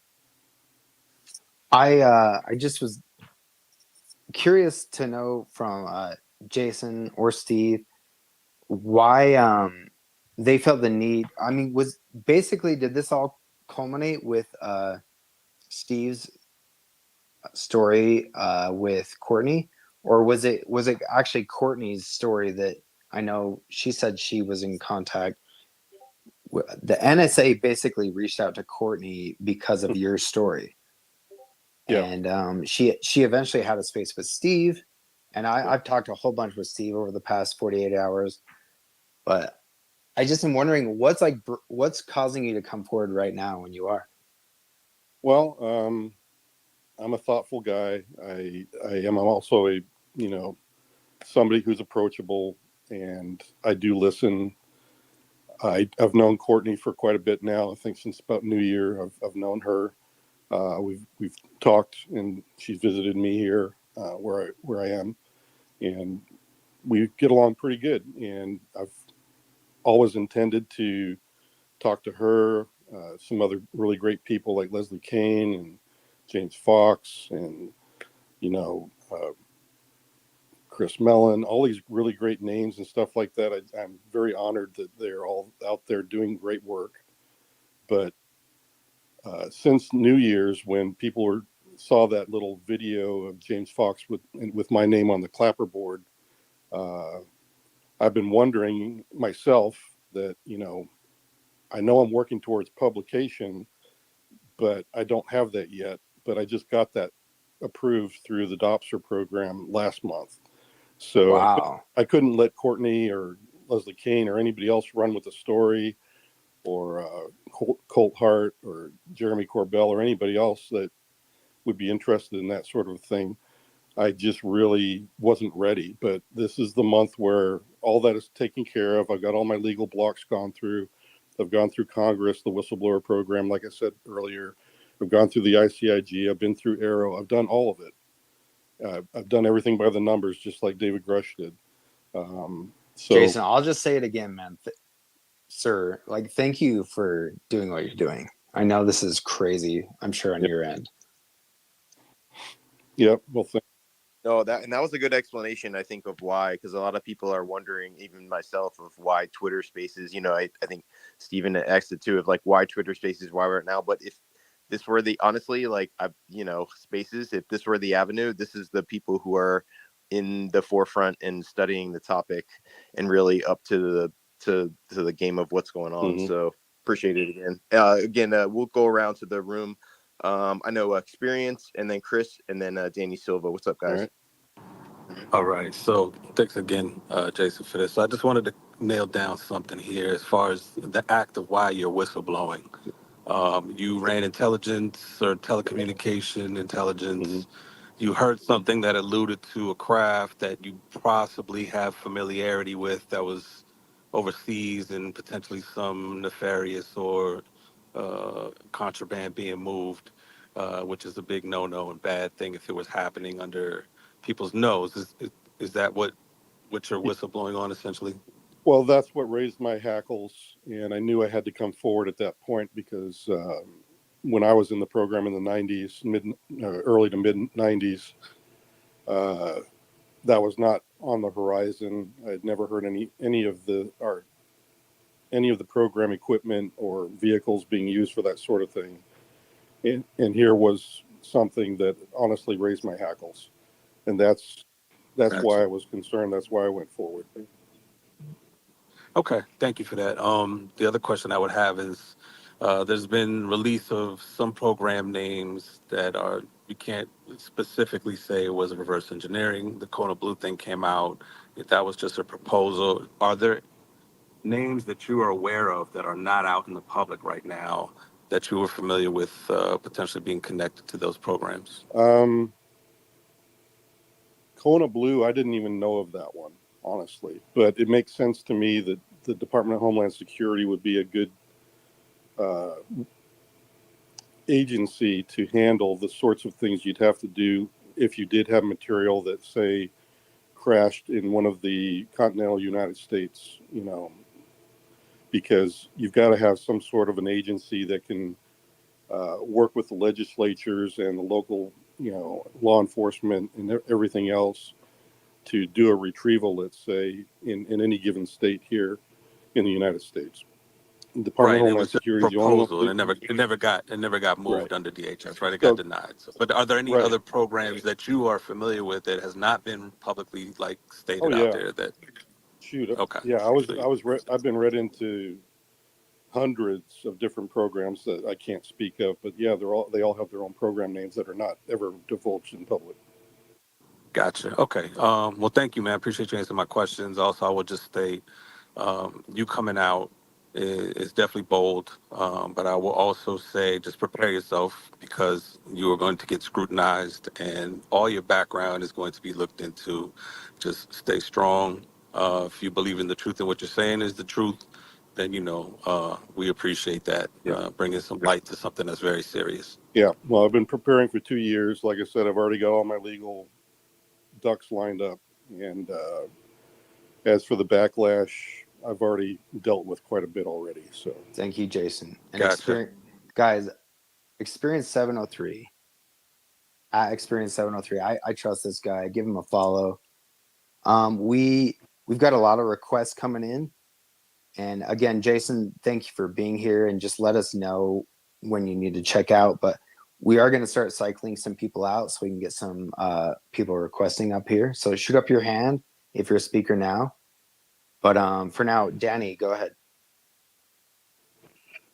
Hey, Mr. Sands, thank you for stepping forward. It's real big for us, and it means a lot. We saw last year, David Grush came forward. It was amazing. It was farther than the UFO topic has ever been with the hearing. We also saw what it didn't accomplish, at least to this day. We don't have quote unquote full public disclosure. yeah. What are you planning to do to either take it further than David Grush or do differently? Or are you kind of just going by that same game plan where you're going to be trying to convince Congress to look in the right ways?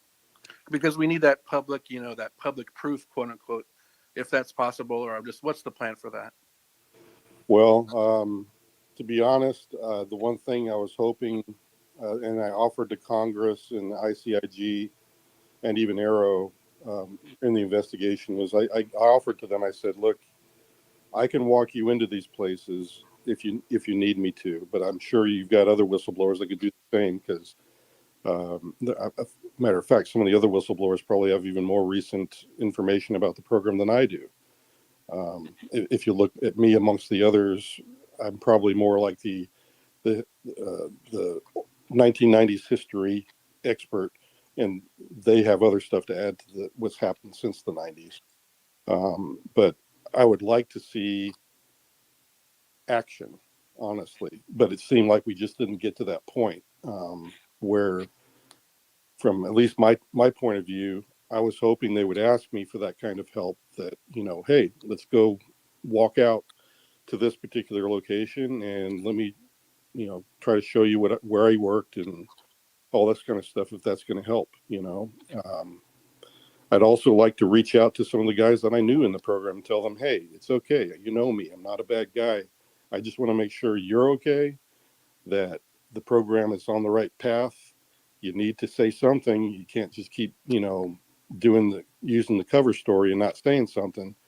We're in an era right now where there's been a lot of other people that's aside from me that are coming forward, and all the whistleblowers seem to be of the same theme, that something is happening that needs to be looked at. And that can't be good, because if you've got, what David was saying and other people have been saying, if there's 40 credible witnesses that hold clearances and are verified, just as I am, that's probably the largest contingent of credible witnesses and insiders all saying the same thing. That should speak volumes to this nation. And that should speak volumes to the Congress, that doesn't just happen. Because I don't even know who these other whistleblowers are. How could we all, not knowing each other, come up with the same sort of problems and concerns? Does that make sense? Yeah, definitely it does. So basically, is this going to be, and I'm kind of boiling it down here, the more whistleblowers getting speaking on the same things, you think will convince Congress more and more, rather than it just being only David Grush or only David Grush and you? Well, yeah, I think it's necessary, though, because I think, like it or not, David did a great job, by the way, and I totally respect him and Fravor and Ryan Graves. Those guys are great. I mean, they did a fantastic job breaking the ice on this. But I think the one thing the public really wanted to see was that, okay, now we want to talk to the firsthand people. I think that's kind of just a thing that it's a way to honor the public people and tell them, look, here you go. Here's some firsthand people, and this is what we have to say. And yeah, some of it's going to be repeated from what I've even said tonight, devoid of any classified information that I cannot discuss tonight, and I won't discuss tonight. But that's, I think, where we're at right now, is the public wants to hear from the firsthand people. And I think that Congress needs a little bit of a push and a little bit of fire back into the mix to try to get a little bit more of this pushed through their end, because they've got so many things on their plate. And I'm hoping that maybe the public push will help even Congress get people behind the next set of legislature and new NDAA or whatever's going to come. And I'd like to also offer that I've heard a lot more about what can and cannot be done at this point. And I think we're a lot closer to some better ideas on how we can tackle going forward without upsetting the program and what it's there for, upsetting public, upsetting the Congress and people that have been, playing the cover-up game forever. I think we have a lot better idea on how to move forward. And I'd like to talk, at least in some meetings, with some of those people and try to get to a better place. And Mr. Sands, you consider yourself firsthand. Can you, I believe, you probably already said it. Can you restate how you're a firsthand witness? And I'll bow out here. Thank you so much for coming forward. Yes. Firsthand to me means you were either in the program or you had firsthand knowledge of the program. And what I mean by that is that it's not just the vanilla side of the program, but you had the in-depth knowledge of parts of what was going on. But to me, that's, you were actually there, you actually saw, you actually were participating in that program. That's what a firsthand person is. Then you have the other cadre of firsthand in category that I would say is that somebody who does have like a close encounter that is also considered a first-hander. Thank you, Mr. Sands. Appreciate it. Yep. Thank you, Danny. If there's not anything else, Danny, we're gonna let you listen and bring up some other speakers. But for the time being, I think Average Chris was next. Go ahead, Chris. Hey, Jason. So we talked earlier. So you were in signals intelligence. So I just what I would like to do, if that's okay, is build a timeline. Right. I know you had a long career in the Air Force. Again, thank you for your service. I appreciate it. From one airman to another. So from there, can you kind of give us a timeline? Because it seems like I think you said you got out in 2000. What was it? 2007. And so that's ironically when I got out. So from there, where did you kind of go? Because obviously you probably stayed in the intel community.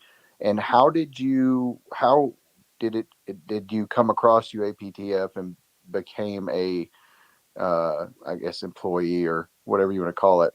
How did that happen? Did they seek you out? Did you apply to them? How did that work? In 2021, well, let's straighten out the timeline. So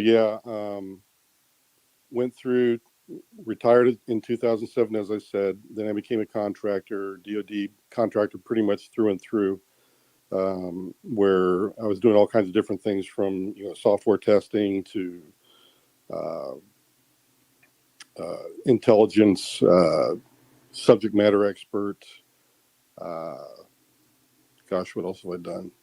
I helped DHS do some of their accreditation for some of the federal systems, or the Stennis Space Center, and worked for AFCENT during the Afghan era of things. Just various things where I was just using my skill sets the best I could. When I got involved in the task force, I ended up in working as an instructor down in Florida. And at that point in 2021, when it was kind of the task force was still building up the academia.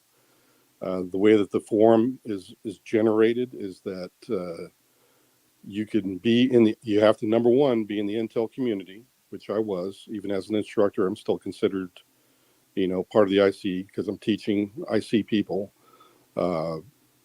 That's one of the criteria you have to have. And then on top of that, you just have to be able to contribute something. And I guess what I was able to contribute was my background and the knowledge of some of the Black World programs that we have, so that the task force was not wasting time on frivolous matters that, hey, this is one of ours.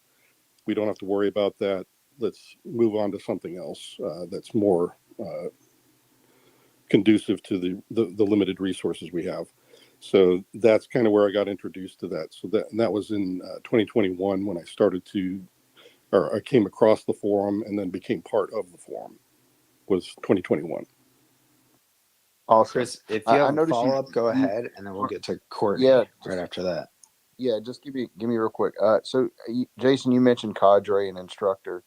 I'm assuming you said instructor to intel. Would that be instructor to military intelligence, or would that be just like within the government agencies? Well, to joint cyberspace planners, that's who I was instructing, who are also part of the intel community, where you have to teach people how to take useful intelligence, create a proper plan, and execute it. That's kind of what I was doing, is mentoring people. I'd be going to all the combatant commands and teaching each of them. And that's what I did for about 10, 15 years.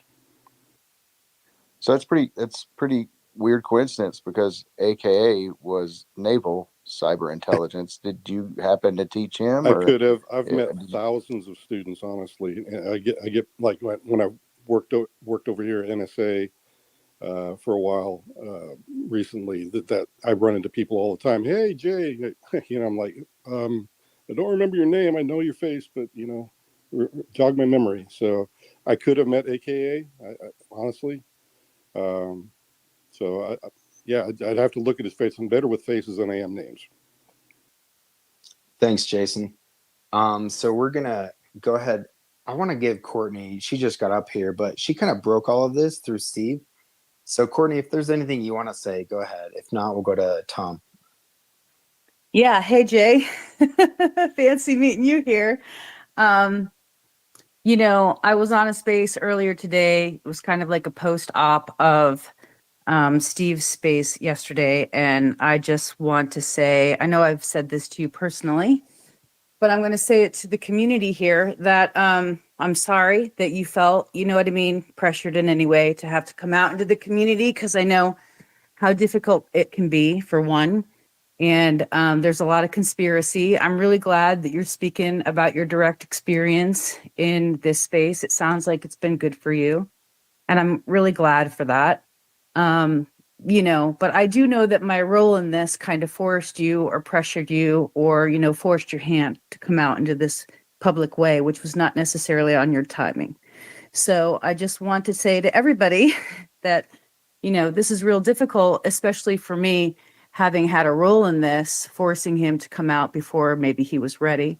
And I do hope that people in the community, it sounds like from what I've heard, are being respectful and kind and taking your story seriously. I think that's really good. And you know that you're my hero and I respect you. And I'm glad you're doing this. I was surprised to hear you were in here tonight. And I just hope people continue to have an open mind. People can believe what they want to believe. But in bringing Steve's story out, I just felt it was a privilege to both know both of you, for one, but also it wasn't just my private privilege. I always wanted to hear your story when it came out, and I'm sorry if it's come out too soon and it wasn't on your timing. That's all I want to say. Yep. Yo, huge props. This is like, to me, there's no whistleblowers coming out on UFO Twitter. And the fact that he's coming on before the fact and answering questions straight up from everybody in the community, huge respect there.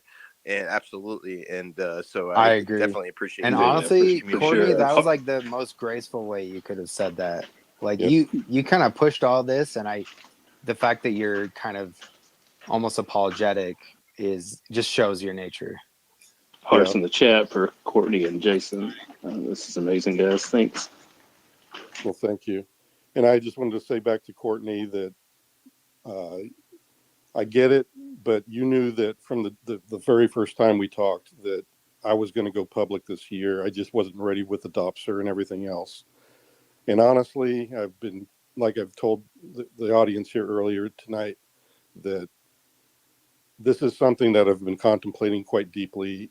And I just wanted to kind of put my voice out there now, even though I've got other people that might have other, talking venues for me later in the year. Regardless of all that, I wanted to give at least this forum because I did respect some of the talk that was going on here, and that's why I joined it. And because I've literally heard, probably hundreds of other podcasts that I didn't want to be part of, but this one I did. So I Good guess. for you. I mean, amen, brother. I'm proud of you. I'm proud of everybody in this circle and in this community here tonight that's being respectful. Twitter is not necessarily known in the UFO community for being respectful, so I think you're setting a precedent. I'm really glad to see it. I'm glad to be part of it.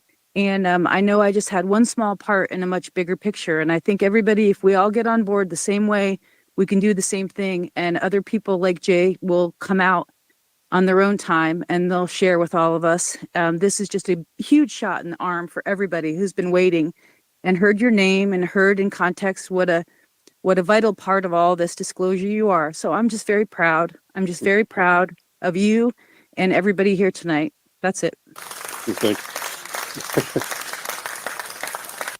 Yep. This sounds annoying, but honestly, like, props to both of you guys. Go ahead, Jason. No, I was just going to say that, yeah, I feel like I've always felt a huge burden to talk publicly about this. Not the classified parts, but just that we're not alone. And like I said, I really did heavily consider this several times, going on other different shows that did have similar good talking going on, but I just didn't have my pre-publication squared away. so I couldn't legally do it. So this was my first opportunity to actually see a forum that was, really what I think is worthwhile.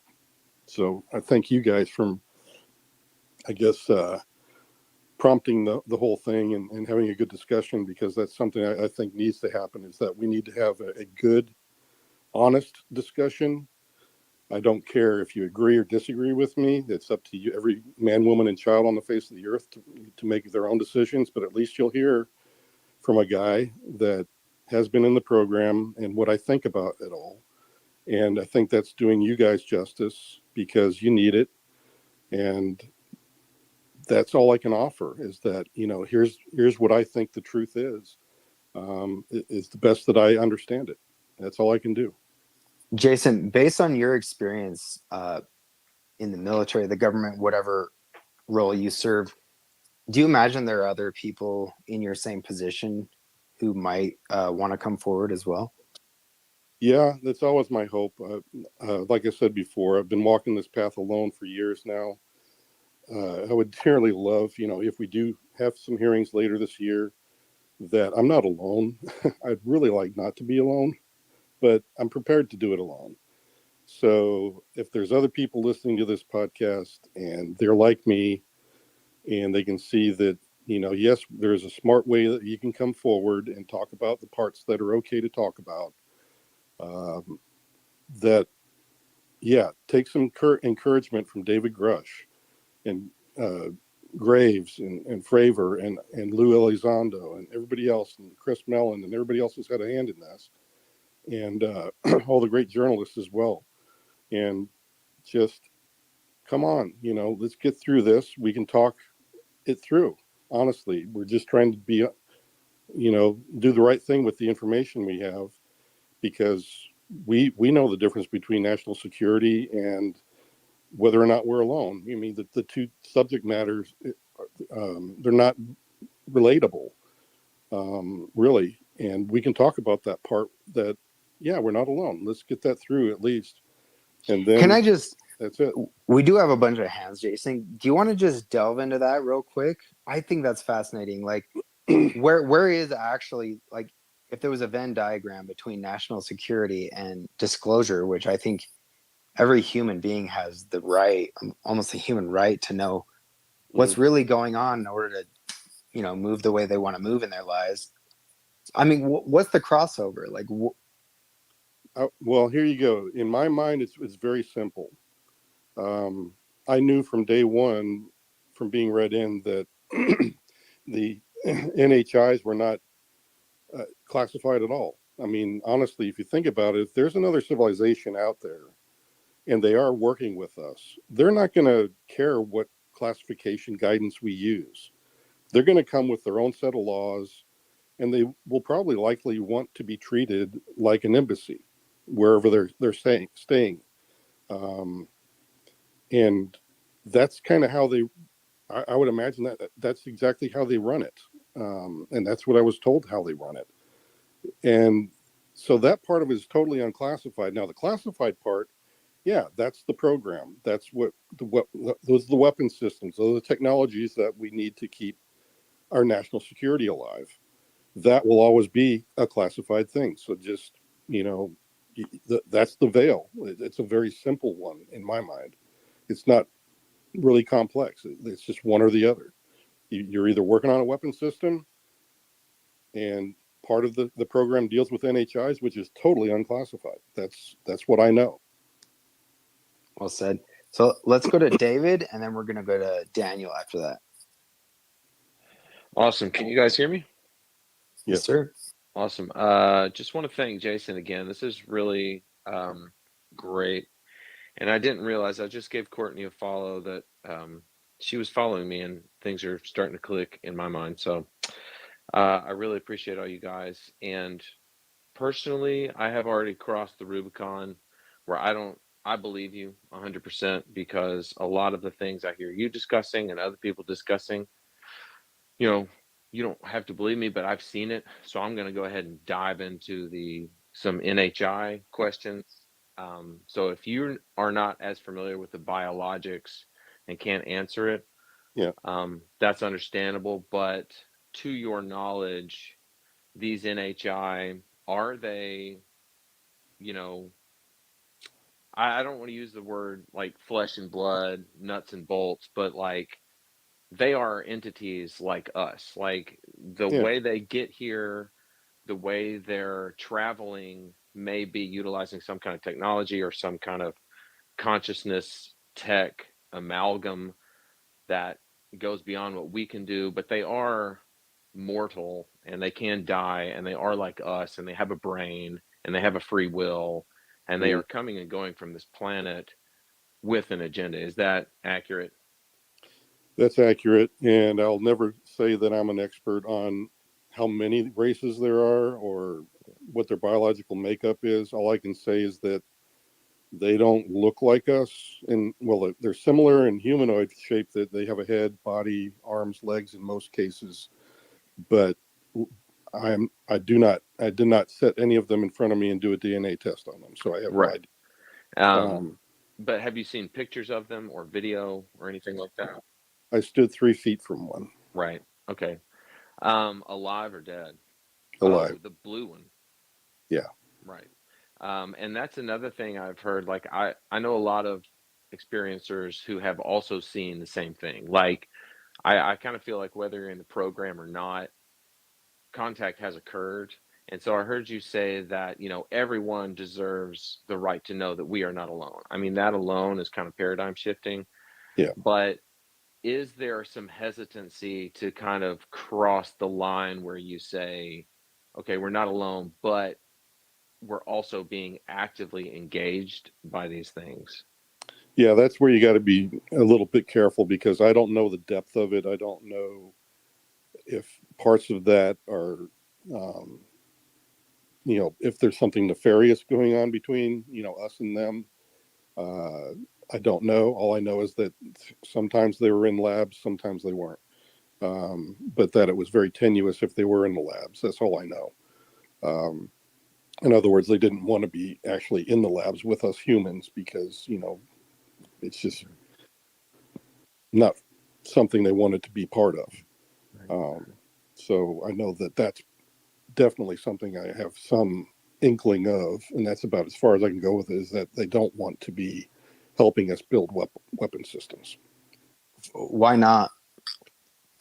I would say because, any kind of technology that we use, and being sort of a barbaric race, I would say that just from knowing our own nature, that they probably are leery of that. They wouldn't want us to have a technology that we might be able to wield against them. But I don't think that we would do that. I'm not saying that that's what we would do, but just that, that just like we would think that, hey, we don't want, one of our enemies to have, or some person that we're not sure is our enemy or not, having some kind of technology that they could use against us. It's just a security measure that it just. Yeah, it's like the development of nuclear weapons could even affect them, not even us so Exactly. much as Yeah, because I'm not a scientist, but I know some of the power and the power generations and stuff like that, that it was pretty huge from what I heard. Because when we researched it, and some of the things that they were doing with gravity and other things, just freaking awesome what they can do. So Fascinating. Yeah. Okay, so let's go to Daniel, and then we'll go to Tom. Okay. Also, Jason, how much time do you have tonight? I want to be respectful. Oh, that's Saturday night. I got all night, dudes. Let's go. Hell yeah. And yeah, I'll let you know if I get tired. God, Rob goes to bed 2 hours ago, but it's all good. I'm in for the long haul, guys. Yeah. Here we go. Yeah, Rob, you better keep this going. You're not even recording it. Yeah. No. If I do record, nothing like this ever goes down. It never fails. Maybe someone else is recording. Who knows? Go ahead, Daniel. Man, I hope so, RPK. Yeah, thanks, guys. Appreciate you sharing, Jason. So my question is more about some historical incidents. Grush got some flack for mentioning the 1933 Italy incident, and that's something a lot of people have been critical about. I'm curious, in your correspondence or involvement with any of these things, if you can share maybe about some of the earliest recorded incidents, and for my own personal interest and research, I'm curious if maybe anything, whether it's fact, fiction, or folklore, regarding the 1897 Aurora airship incident had ever come up in any of your correspondence or investigation? Aurora came up, but I at the time did not know whether they were just talking about the town of Aurora or whether it was something else. As for the earliest that I would know of or have pondered is the Roswell incident. I do believe that actually happened, that some decisions were made during that time frame that set up what is known as the program today. And that's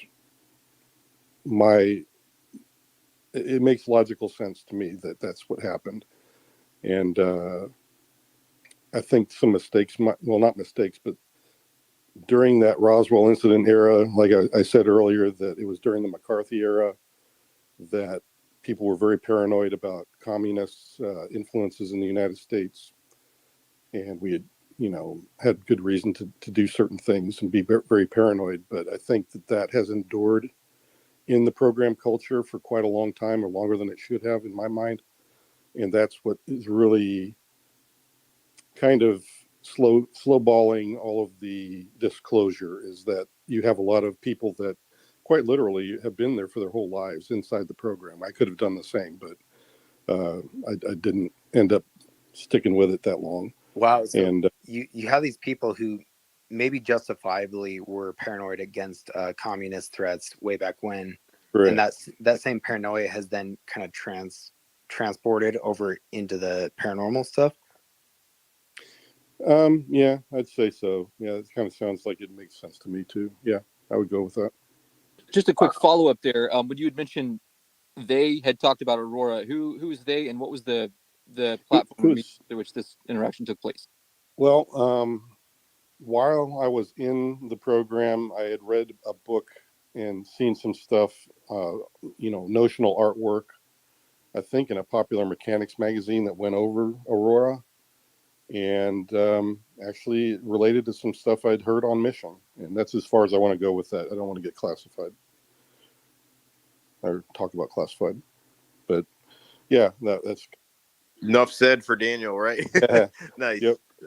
Love to hear from you, Daniel, too, man. Thanks, man. And Tom, we'll go ahead to you. Thanks, bro. Thanks again, man. So I know there's a lot of people that are trying to get up here, so I'm going to ask this last question and then drop down so other people get a chance to speak. So something you said earlier really resonated with me, Jason, because as an experiencer myself, there was a good period of my own type of loneliness that I experienced, dating back to childhood and into my teenage years, early 20s, not being able to properly share the things I had experienced, even with loved ones. What can we do as these people that surround you in this space? Me, Astral, Money Penny, Kimball, everybody. What can we do to help you through this process? Well, number one is, like Courtney was saying, is just be respectful of not only me, but the other whistleblowers that we're all, some of them are still in the program, are in a much more precarious place than I will ever be. And it's important that when the conjecture starts flying around, that you give them a chance to speak first. And if you haven't, and hopefully you do have an opportunity to talk to them like you're talking to me. So at least you're not going off of imaginary suppositions, things, at least you're talking to the person directly. And so, I know that's difficult right now because, I'm probably the only whistleblower that's come forward like this, other than David Grush and Graves. And, well, I guess there's been quite a few, actually, and now that I think about it. But just be respectful of that. But the other thing you can do is that Congress really, if you really want to help, we need, and Congress needs a fire. They need to have the public support on this and the pressure to get something done, because they are trying to fight. The people that are on the side of disclosure in Congress need that sort of support. And they don't need, a bunch of crackpots coming forward. They need people that are well informed, and that's part of the reason I'm here, is to help inform everybody, to come forward and just to say, yeah, we want to get this done. We started the NDAA. We've heard the Arrow report. We don't agree with it, or we do agree with it. But we want to get to the bottom of this, because I can tell you, where is all this money going? Congress can't tell you. Maybe certain people around Pentagon and other places might be able to, but that's the travesty of it all, is just that there's a part of this that at least the oversight needs to be there, and that's not going to happen without public support. And the other thing is just, you guys, now that you've heard me and listened to what I've had to say tonight, is just take that, and if you're in other podcasts, just be as respectful as I have been with everybody here, that, yeah, this is my story, and, don't embellish it. Just tell it like it is. Try to be as factual as you can. Be educated about it.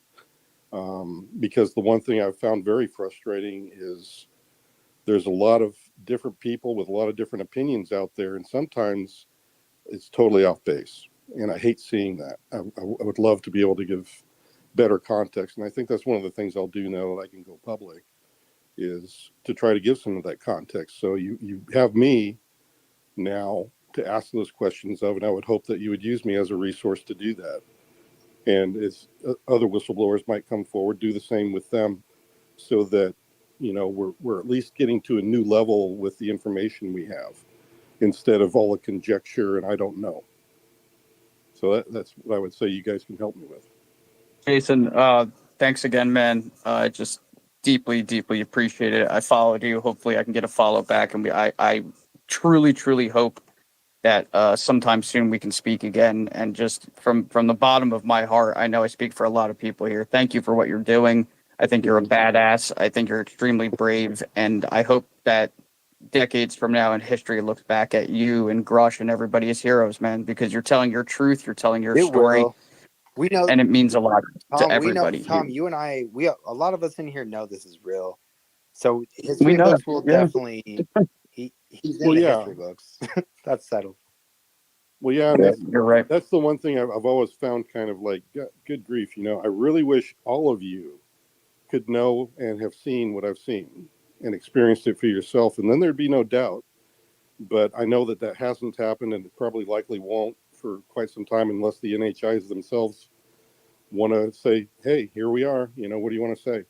But until that time happens, yeah, we're still going to be stuck with, people that'll listen to people like me and just think I'm full of it, Yeah, I get the feeling. Open contact is like a daunting. Like, it would be great in a lot of ways, but I don't know. We're definitely not ready for open contact. I don't think, but let's see. I don't Yeah, even I know. agree. I think Tech Tweets or JJS was next. Yeah, Tech. What's up, man? Hey guys, great space, and Jason, thank you so much for coming forward and for what you're doing. I just have No problem. I have a few quick questions for you. The first was, could you possibly comment on the Department of Naval Intelligence involvement in these programs? Yeah, I'd say out of all the different agencies and intel organizations, the DNI has been probably more of an honest broker than literally everybody else. Everybody else seems to be kind of absent in trying to support any kind of an effort over the past decade, really. So that's who I would. That's so I'd give kudos to the DNI. Okay, a couple more. Are there any specific details of the NHI craft in terms of propulsion, origin, where and when they were recovered, that any of the contacts within the programs have divulged to you? Well, that you can yes. share? Well, I don't want to give away any classified information, but sure. I would tell you, and I've been asked this before, that the pace of retrievals has been about 1 or 2 craft every 3 to 5 years, ever since the 1950s. Okay. Wow. That's crazy. And a little bit further to that, are there confirmations that the propulsion methods of these craft are indeed anti-gravitationally based? there are a variety of different types. As you can imagine, if there are other civilizations out there, just like we can have a hydrogen powered car or gas powered or electric, they likely have other forms of propulsion. Most of the ones I know of or had heard of are electromagnetic in nature or some form of it in one way, shape, or another, Excellent. to counteract gravity. Okay. And then just another quick question. Can you comment, or did you have any knowledge on Edward Teller's involvement in these programs and or the Department of Energy's involvement? Yes, I do know DOE does work some of the security around the area. I don't know about Teller. You'd have to tell me about him and what you're getting at with that, and maybe I do understand a little bit of it, but I may just not remember the name. Yeah, he's like the father of the H bomb. Big. He was a huge involvement in the early DOE. And there's Oh, just and the whole UFO lore. There's lots of tales and stories about him being involved in the program from the beginning. yes, I would say that yes. The DOE was always very close to the area and everything else where everything was homegrown. So I would like, well, yeah, thermonuclear powering of things is something that they've been working on, and we still work on. And I would say that there'd probably be a very close relationship between DOE and the program. And I used to go up range all the time, and sometimes they would be doing nuclear tests, and that was DOE telling us to shut down the range for the day so that they could do their test. And there was like even a big crater we used to drive by on the Tonopah test range, had a big crater or an area of sand that's where they used to detonate stuff. Wow. Thank you, Jason. Estimate. Go ahead, and then we'll go to Neanderthal. Yeah, so just a few points. So 1 to 2 craft every 5 years, that would average out to, I want to say, a little under 30 craft that would be in our possession. Just wondering if that would be a ballpark number. Two, what was the impetus for, because you said the program started around 1954-ish, right? Or that's when the paperwork went back to. Do you know what was the impetus for that program to be started at that particular time? Yes. And one more after that. Well, I would say it was just the retrievals. That was what it was. Whether it was from a known adversary or not, that was what the program was stood up for. So it was very much related to actual wartime things that had taken place, and then it was a convenient place to start doing some of this other exotic crash retrieval stuff, because it's a really you're doing kind of the same thing. You're reverse engineering, you're capturing stuff, you're researching the stuff. It just was a very cool workhouse for everybody to throw everything underneath. And the other question would be, because what we've been frequently hearing is that this is so stovepipe and compartmentalized, at least today, that you have one person working on something and they have no idea that it's related to another project that is under the umbrella of something like this. So my question would be what was the mechanism by which you were able to overhear the scientists and engineers talking about this, and what were their thoughts from what you could gather? Thank you. Well, I was actually monitoring their telecommunications is what my mission set was. So you'd hear exactly what, sometimes people are, as much as you tell somebody that you need to talk on an encrypted line, people are just lazy. And I hate to say it, but being in the business I was for the Air Force for many, many years, that pretty much everybody in every place we went to got some kind of a problem that you could use as a vulnerability. And that it was something that we came out to try to fix. So that's how I found out about this. Now, what they were saying, the scientists were saying, is, like I was saying before, that there was a batch of stuff that was just, things that you would find kind of normal for a program like that, reverse engineering of adversarial things that people from or equipment from our adversaries that we were reverse engineering, trying to understand. And then there was the cadre of the exotics and stuff that the scientists were just clueless about and were finding very difficult to work with because of the stovepiping between programs and the strangeness of what they were looking at and trying to test. Oh, sorry, I should have been a little bit more specific. Where the notions of hostility come from in terms of what this might be or what the intentions, because I'm sure motivations, like once you establish that there's a there, the motivation part is a huge part of the conversation. And I think I heard you say that a couple of people thought that there were some hostile intentions from whatever it was. Yeah, and I think that, in other words, the program was started from a serendipitous retrieval. So I think the NHI contact was also not expected, and the NHIs themselves didn't want to do it, but or participate in a program with us, but they ended up doing so, thinking that this might be the best way forward. Because here it was, we actually had some of their material and some of the biologics, and I think that's what sparked it. So that was the motivation initially, was just kind of like, we accidentally found it, we accidentally retrieved it, and then the NHI show up on the scene. They say, hey, we know something crashed here. Where's our stuff? Are you going to give it back? And the response was, well, let's barter about that.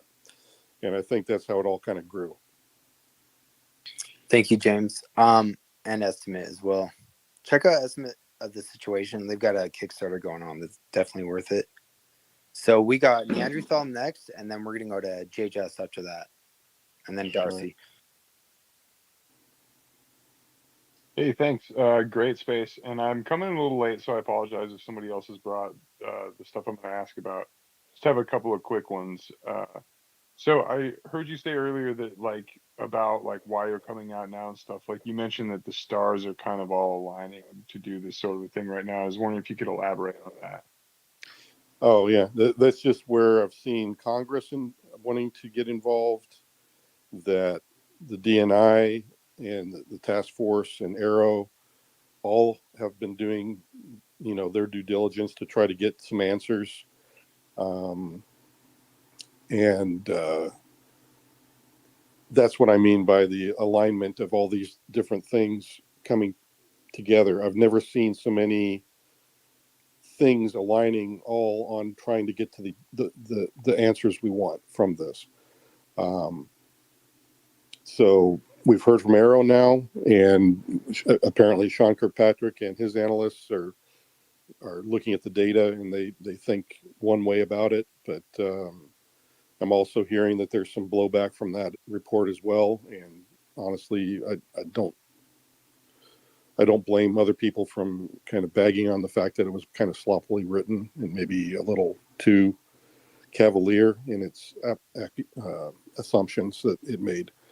And it certainly flies in the face of at least my going to Arrow and what I said to Sean Kirkpatrick myself. So I think we're in a place now to where we either go forward with this or we don't. And I really would like to see the celestial bodies continue to align and continue through, because I don't think we're going to have another generation for quite a while where this is an opportunity for all of us to, take the what we have now for synergy and just push this through and finally get to a place where everybody's either placated and, hey, we really are alone, or hey, yeah, there's NHI. I know that we have there are NHI, but that's for our society to come to grips with that. I mean, that's what I mean by aligning of the whole thing, is that I think this is the only generation that can get the answer that I've seen since I've been alive. Wow. So real quick, Jason, you're not a lawyer, I'm not a lawyer, but if you were the way forward, right? You said we need to go forward. How would you go forward, knowing what you know? Well, I have suggested that, you know, if there are people that are in the program and or people in the private industry that is helping the program, now's the time to come forward. And there's already a process in place to discreetly come forward if you have UAP material, biologics, whatever, what have you, or even just information that you wish to share. I'm one of the people that can help you connect with the right Congress people and senators and whoever you want, and it'll be handled very discreetly. And because I know that some of the people in the program would like to do that. Now, if they want to do a public statement, I can go that route too. And there's, you know, David Grush can point them in the right direction too. The Soul Foundation has a lot of really great people there too that can help. We all have a lot of really great networked resources to help folks do the right thing. So, yeah, that's what I would like to see happen. That was awesome. Go Hey, ahead. Kimball, real quick, if I could sneak the last part in. I was wondering if you could, Jason, talk about at all anything to do with the metallic spheres that everyone talks about seeing, even that were in the initial Arrow reports and stuff, and anything to do with like their purpose and stuff. I would say that if there was there is some indication, I would say, not from my own personal experience. Let me say that this is just my opinion. From what I have heard, from what I believe are legitimate reporting, is that there's a lot of drones being flown around because of the danger of a crash. There seems to be directed energy weapons that affect the UAP. So I think if you're a smart NHI, you wouldn't have people on board anymore, just because you wouldn't want to endanger your own people. Just like we wouldn't want our own air crews to endanger themselves. So the orbs, I would say, they serve a multitude of different missions. There are some that are research. There are some that are interplanetary or otherwise, where they can, come and they provide a conveyance from one location to another to get someplace they want to go. Then there's other ones that are just maybe even recreational, because intelligence races tend to want to be entertained. We love our football games. Who wouldn't want to come to the zoo known as Earth and observe some of the stupidity that goes on here? So some of them might actually be coming here for entertainment value, for all I know.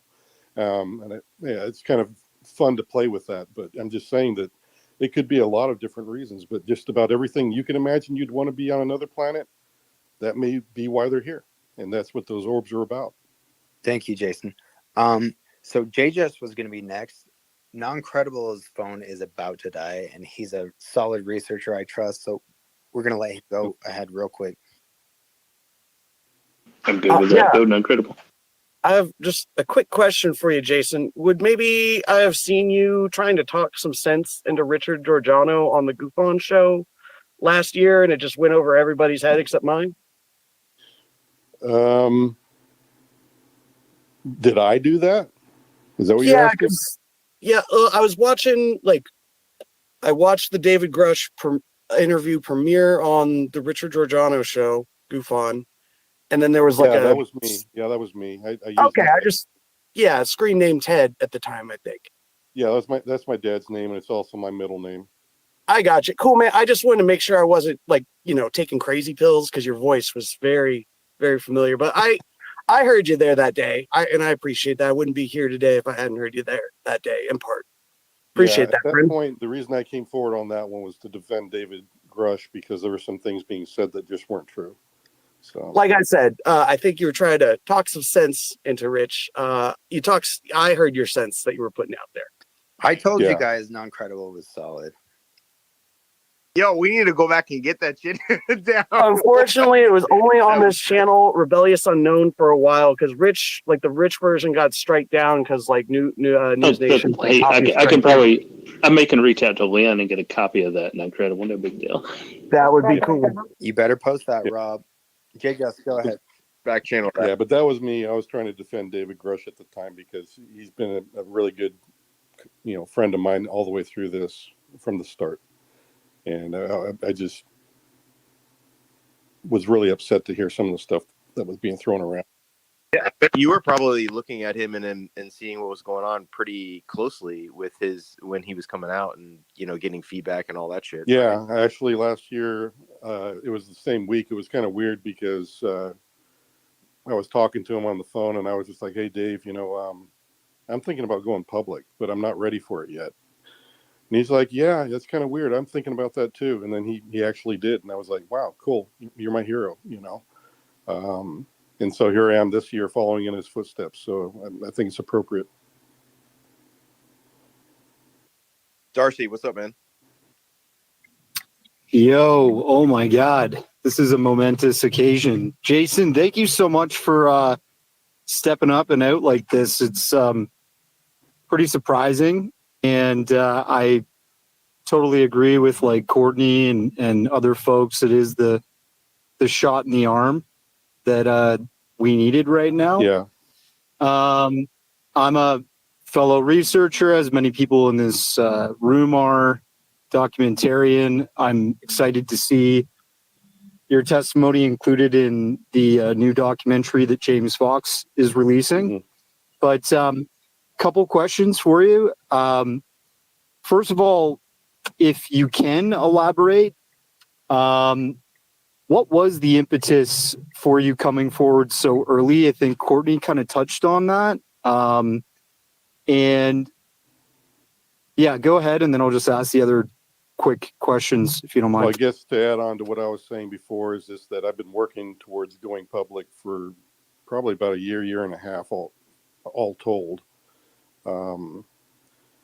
Tonight was kind of something I've been thinking about for quite a while because I've been seeing the interest is still there, and the conversation was really very good at the start here on this particular podcast, and I really appreciated it.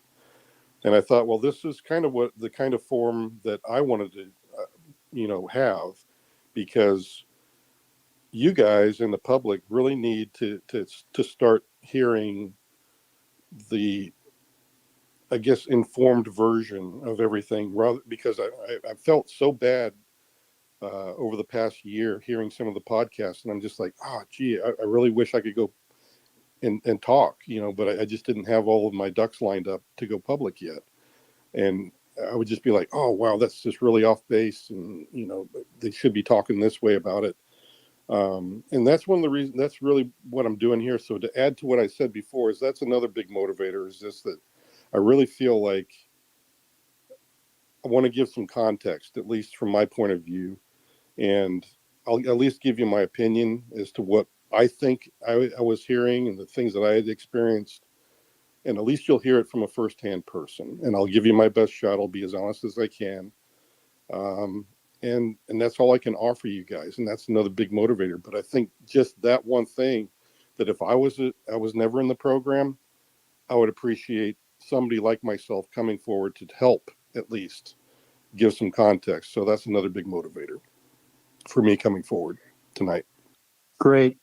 And kudos for you for standing up for David Grush in the middle of the troll posse over at Goopbones Radio bullshit show. He's a total piece of garbage in my opinion. But I thought it was humorous. It was very, very humorous to me. But at the same time, they did have some good points as well. But yeah. Okay. Anyways, the other question I had for you, you said you stood within feet of a non-human intelligence. Was this like your typical gray? And no, it was.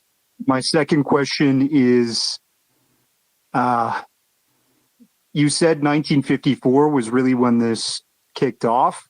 Were the NHIs involved from the beginning, or did they come in years later or before the program? I think that it's possible that our government had some previous contacts, but I do believe that in 1954 that the program was stood up officially, and has been, striving forward ever since. So as for the person I met in the desert, that was 3 feet away from me, he to me, his skin looked the same as what an albino would have, very, very pale white. And he was a little bit shorter than me. I stand about 6 foot. He was a few inches shorter, maybe 5'6", 5'7".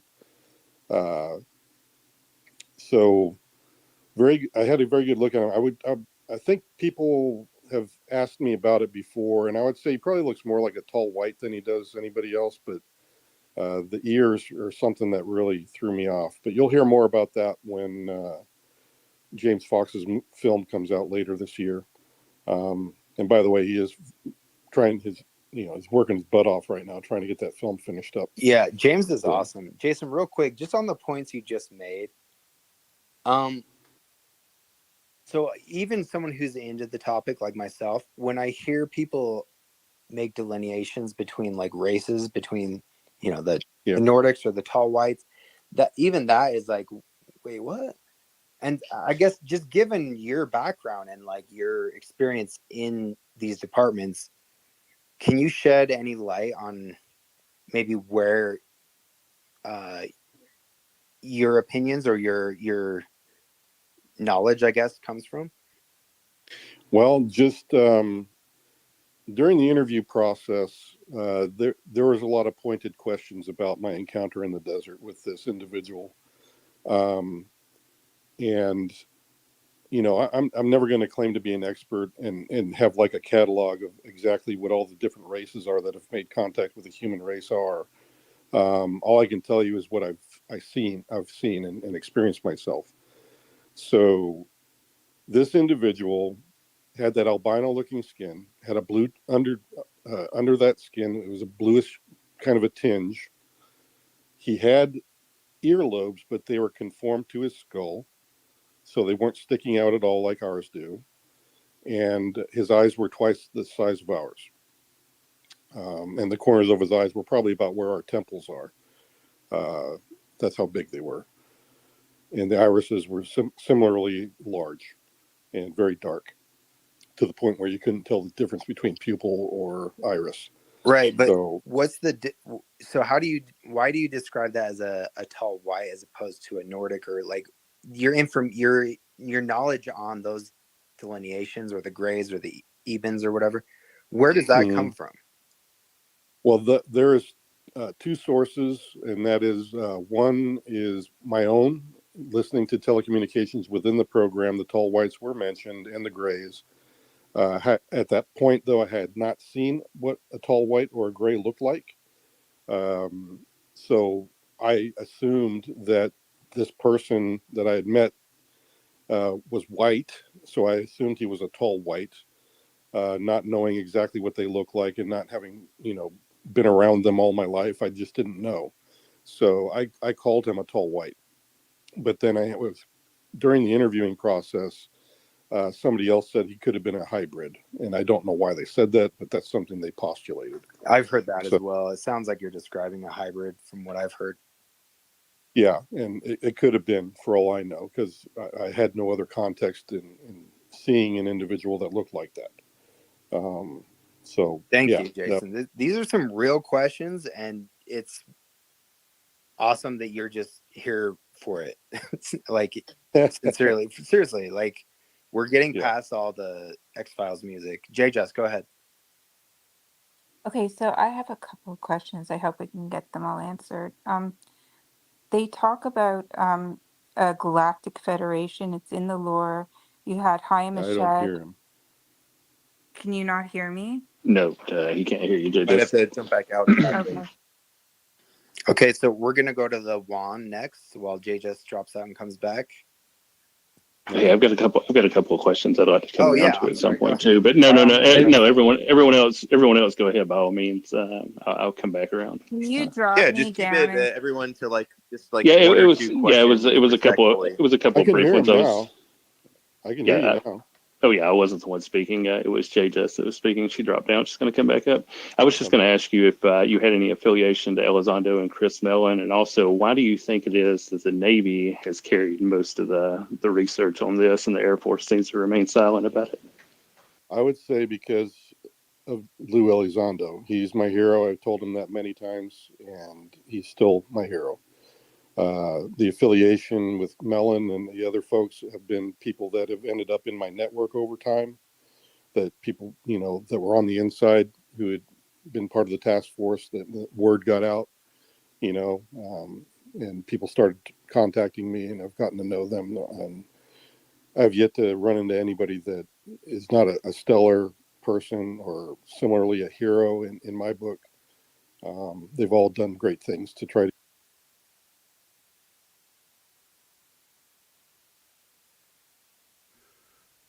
All right.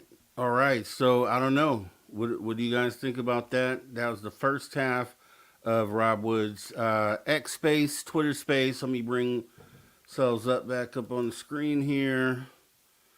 And so I think that that's pretty telling, right? I think I'll tell you what. After listening to the full, we have most of the context on what was going on over on Spaced Out Radio on After Hours on the Saturday show, where we had the breaking news. We kind of came in kind of late, so we missed everything that we just heard right now. And I think listening to this first half, for me at least, adds more context to what we knew then. So I think we probably are just at least in a better position to talk about it. I'd say at least there's a lot of stuff he said here that I was not privy to, based on we just didn't have the data to be able to speak about it. So I don't know. What do you think about that, Aloha Dave? Are you there? And what do you think about some of these revelations in the first half of this X space?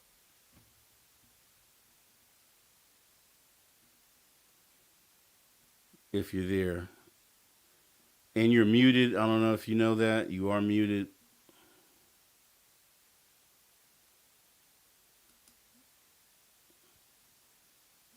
All right. So you can come back up when you are ready. Just let me know. Yeah. So, and it's interesting, right? So I don't know. I mean, I don't really, I don't feel, that this is something that is made up. And just let me say why. Not necessarily what he has said, because I think what he has said, we've heard stories like this come from other experiencers, um, and I think some of the things that I key to is the fact that James Fox will be doing a documentary uh, involving his story or telling his story. Now, there are in the documentary, in the ufology documentary genre, we'll say there definitely are those out there that could be considered grifters. And I'll say that's maybe a strong word. I'll just say there are some out there in the documentary field that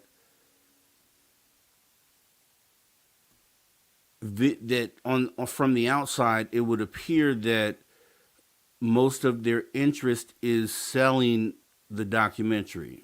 So I'll say that. I think that's better to say, because I think without naming names, quality goes a long way into the final product and what you're presenting to the people, and it shows the amount that you care about what it is that you're putting together. And you can tell if with pretty much any artist in any sort of art form, if an artist has put their emotion and feeling into what it is that they do, because it displays differently than someone who is just curating clips and putting together interviews to fill up an hour's worth of time to call it a documentary and send it on out. And you know, there's a lot of those out there because we see those type of documentaries come out often. One thing I will say is with James Fox, from what I've noticed myself, when I first came upon James Fox, you know, in this field, it was The Phenomena, or it was one of these fairly more recent documentaries that he released. So I'll say this: I had no clue at that time until I looked into James Fox's past. I saw him on some old shows where he's a lot younger, and he had a couple of other documentaries that I ended up going to watch. Some of his first documentaries, the Out of the Blue, and I Know What I Saw, I believe was the other one. And I have to say that the passion and the dedication that it takes to put out quality work, you know, is something that is something that you can see. You can't fake that.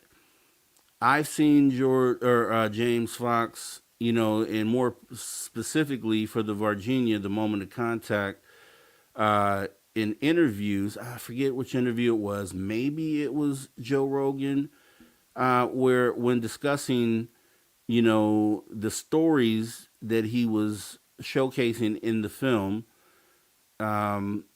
these things triggered him emotionally and caused him to actually cry.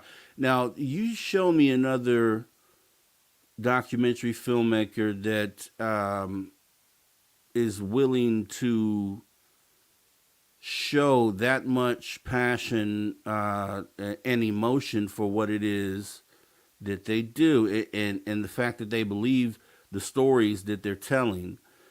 And I get that from James Fox. That's me personally. Some of you may have other views of that. But I personally feel like, you know, if there was a guy out there doing documentaries of the ones that are out there, I'd say that cares about disclosure and cares about what's going on, I get that vibe from James Fox. Granted, I don't know him personally, but I have watched a lot of, but I have reached out to him, and hopefully we can get him to interview over at Spaced Out Radio once the documentary hits. But I can tell you that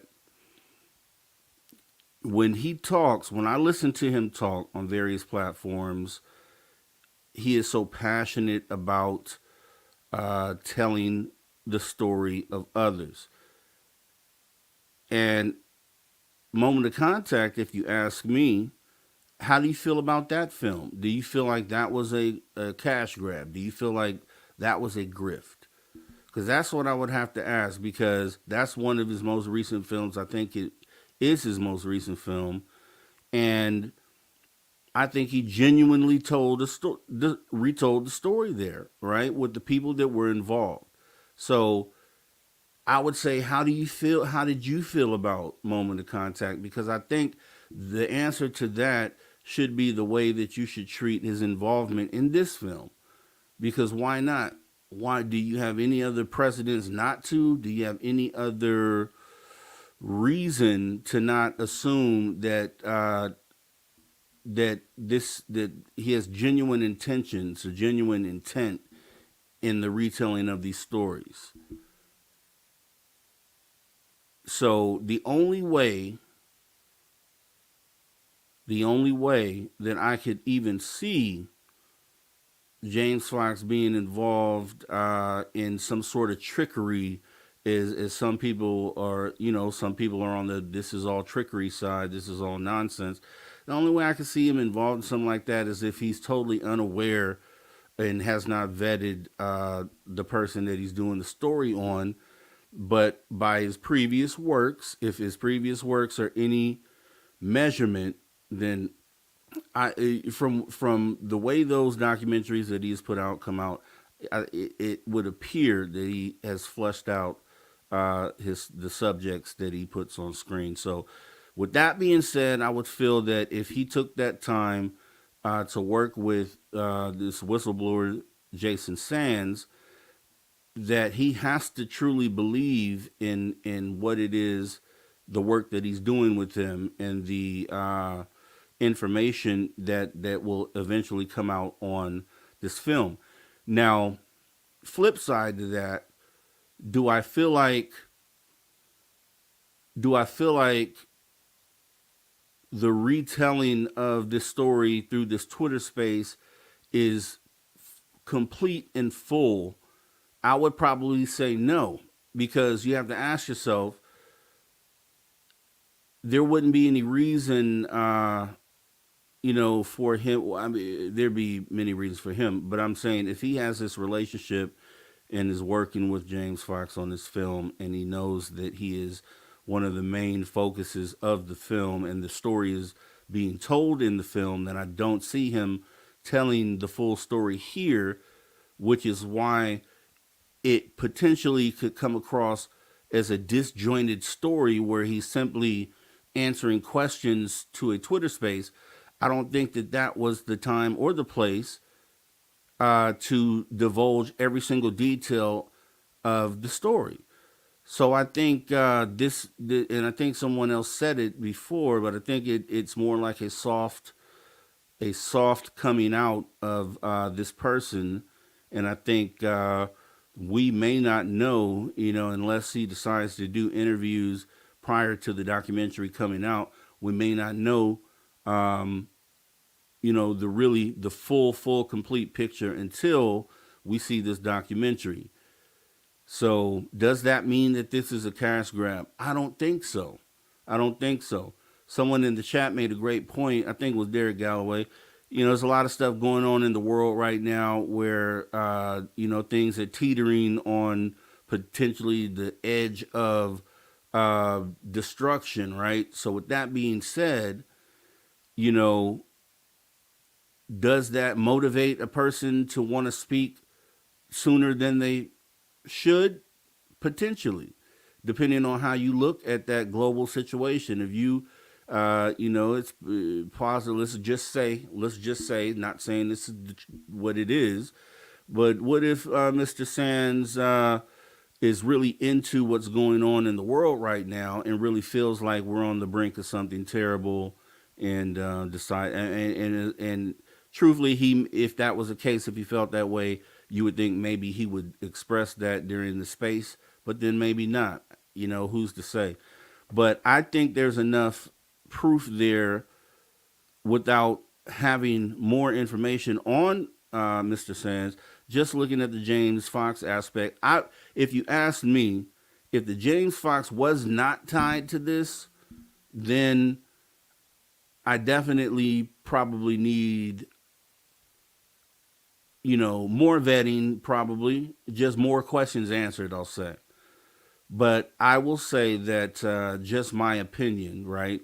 That if James Fox is involved with it, based on everything I just said a moment ago, I think that might be enough to say that there's probably more to the story that we don't get yet, and I would assume when you're putting together a project like a documentary, and the money that it takes to do that, and the time that it takes to do that, I would assume, and with James Fox's ability to retell the story and have it come across, as complete as possible, then I think that you could probably guarantee that there's key pieces that won't be talked about before this documentary comes out. So with that being said, that kind of makes me feel like I'm still in the middle on Mr. Sands, but I'm leaning on it's possible, it's plausible that the things that he's saying may turn up to be true. And I just think that there are parts of the story that would make it more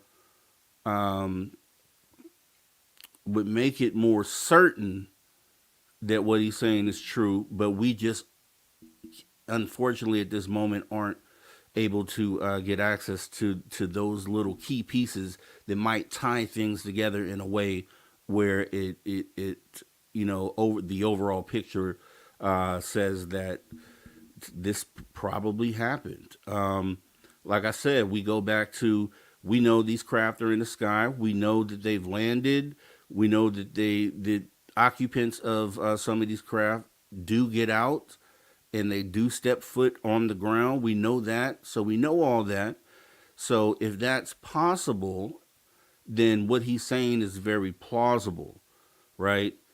And then once again, with the James Fox aspect, maybe there's definitely something to it. So I don't know what you guys think about that, or what your, after listening to that, how you feel about it. I'm looking in the chat, just trying to see if anybody says anything different, or if you have anything to add to that. But I think that this was actually pretty good that we did this, because, like I said, only going on the second half of the conversation, we missed all this where they asked most of the pressing questions, or the questions that you'd want to know the answers to. So I think now that we have that, plus what we did on Saturday, that kind of gives us a more complete picture of the story that was told on Twitter Spaces.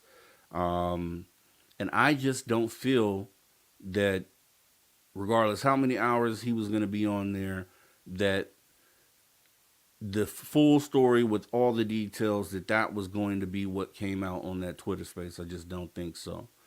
So I would, though, like to, saw someone in the chat saying something about, he's been telling the story for years, going back a few years, or so I would like to see some of those things, right? Like if someone has links to things that kind of contradict, or that's what the vetting process is all about, right?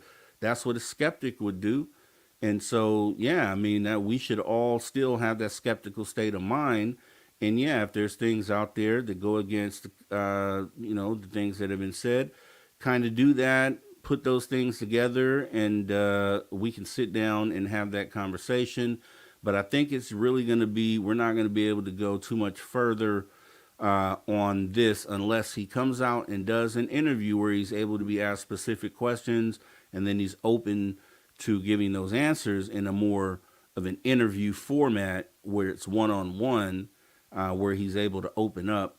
But until then, I think we'll probably be holding on to this until the James Fox documentary, which I hope comes out soon, because I was really looking forward to whatever work James Fox was actually putting out. We knew that he had been putting these things together. I've been in contact with him on Twitter a few different times throughout the last 6 months as he's been working on this, trying to lock in an interview date.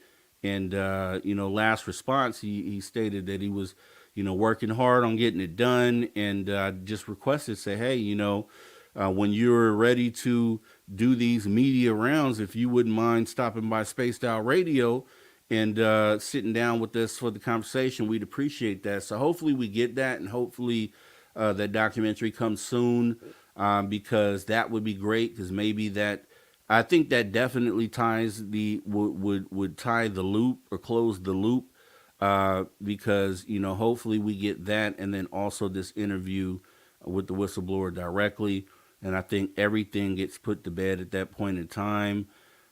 So it's a wait and see, guys, at this point.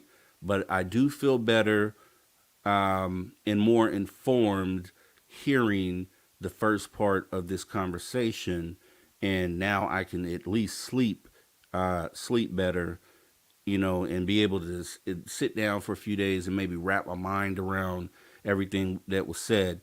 Definitely make sure that you're tuning in to Spaced Out Radio tomorrow, right? Because Courtney will be in with the UFO report, and I'm sure this will be talked about more there, and we'll be more versed in the chat, right, to be able to chime in and ask questions during tomorrow night's show. So I think this all worked out, right? I think this definitely did what it was supposed to do. I'm going to change the title on the video so that people know that this is the first half of that conversation.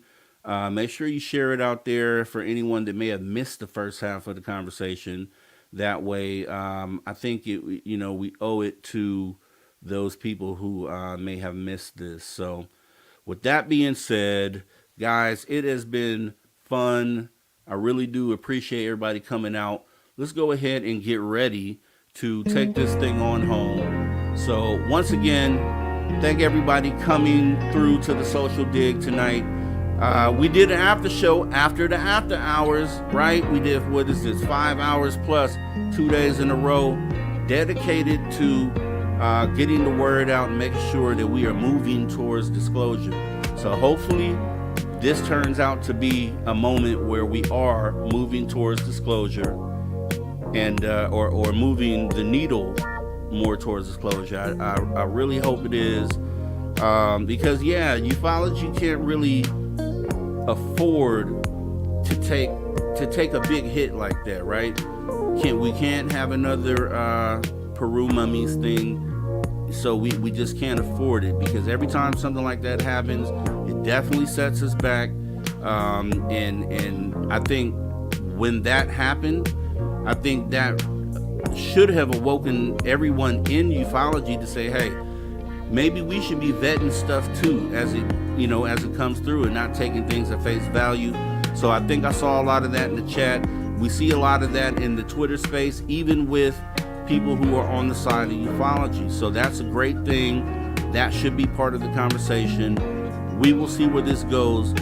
Outside of that, I just want to thank everybody, right? This is your time. Your time is valuable.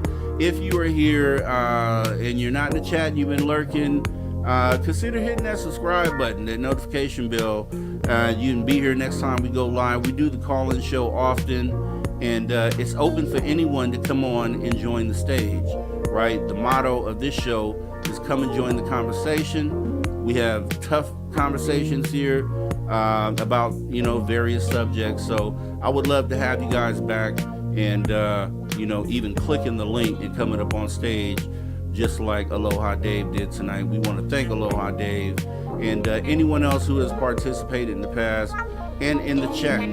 Definitely want to thank you guys.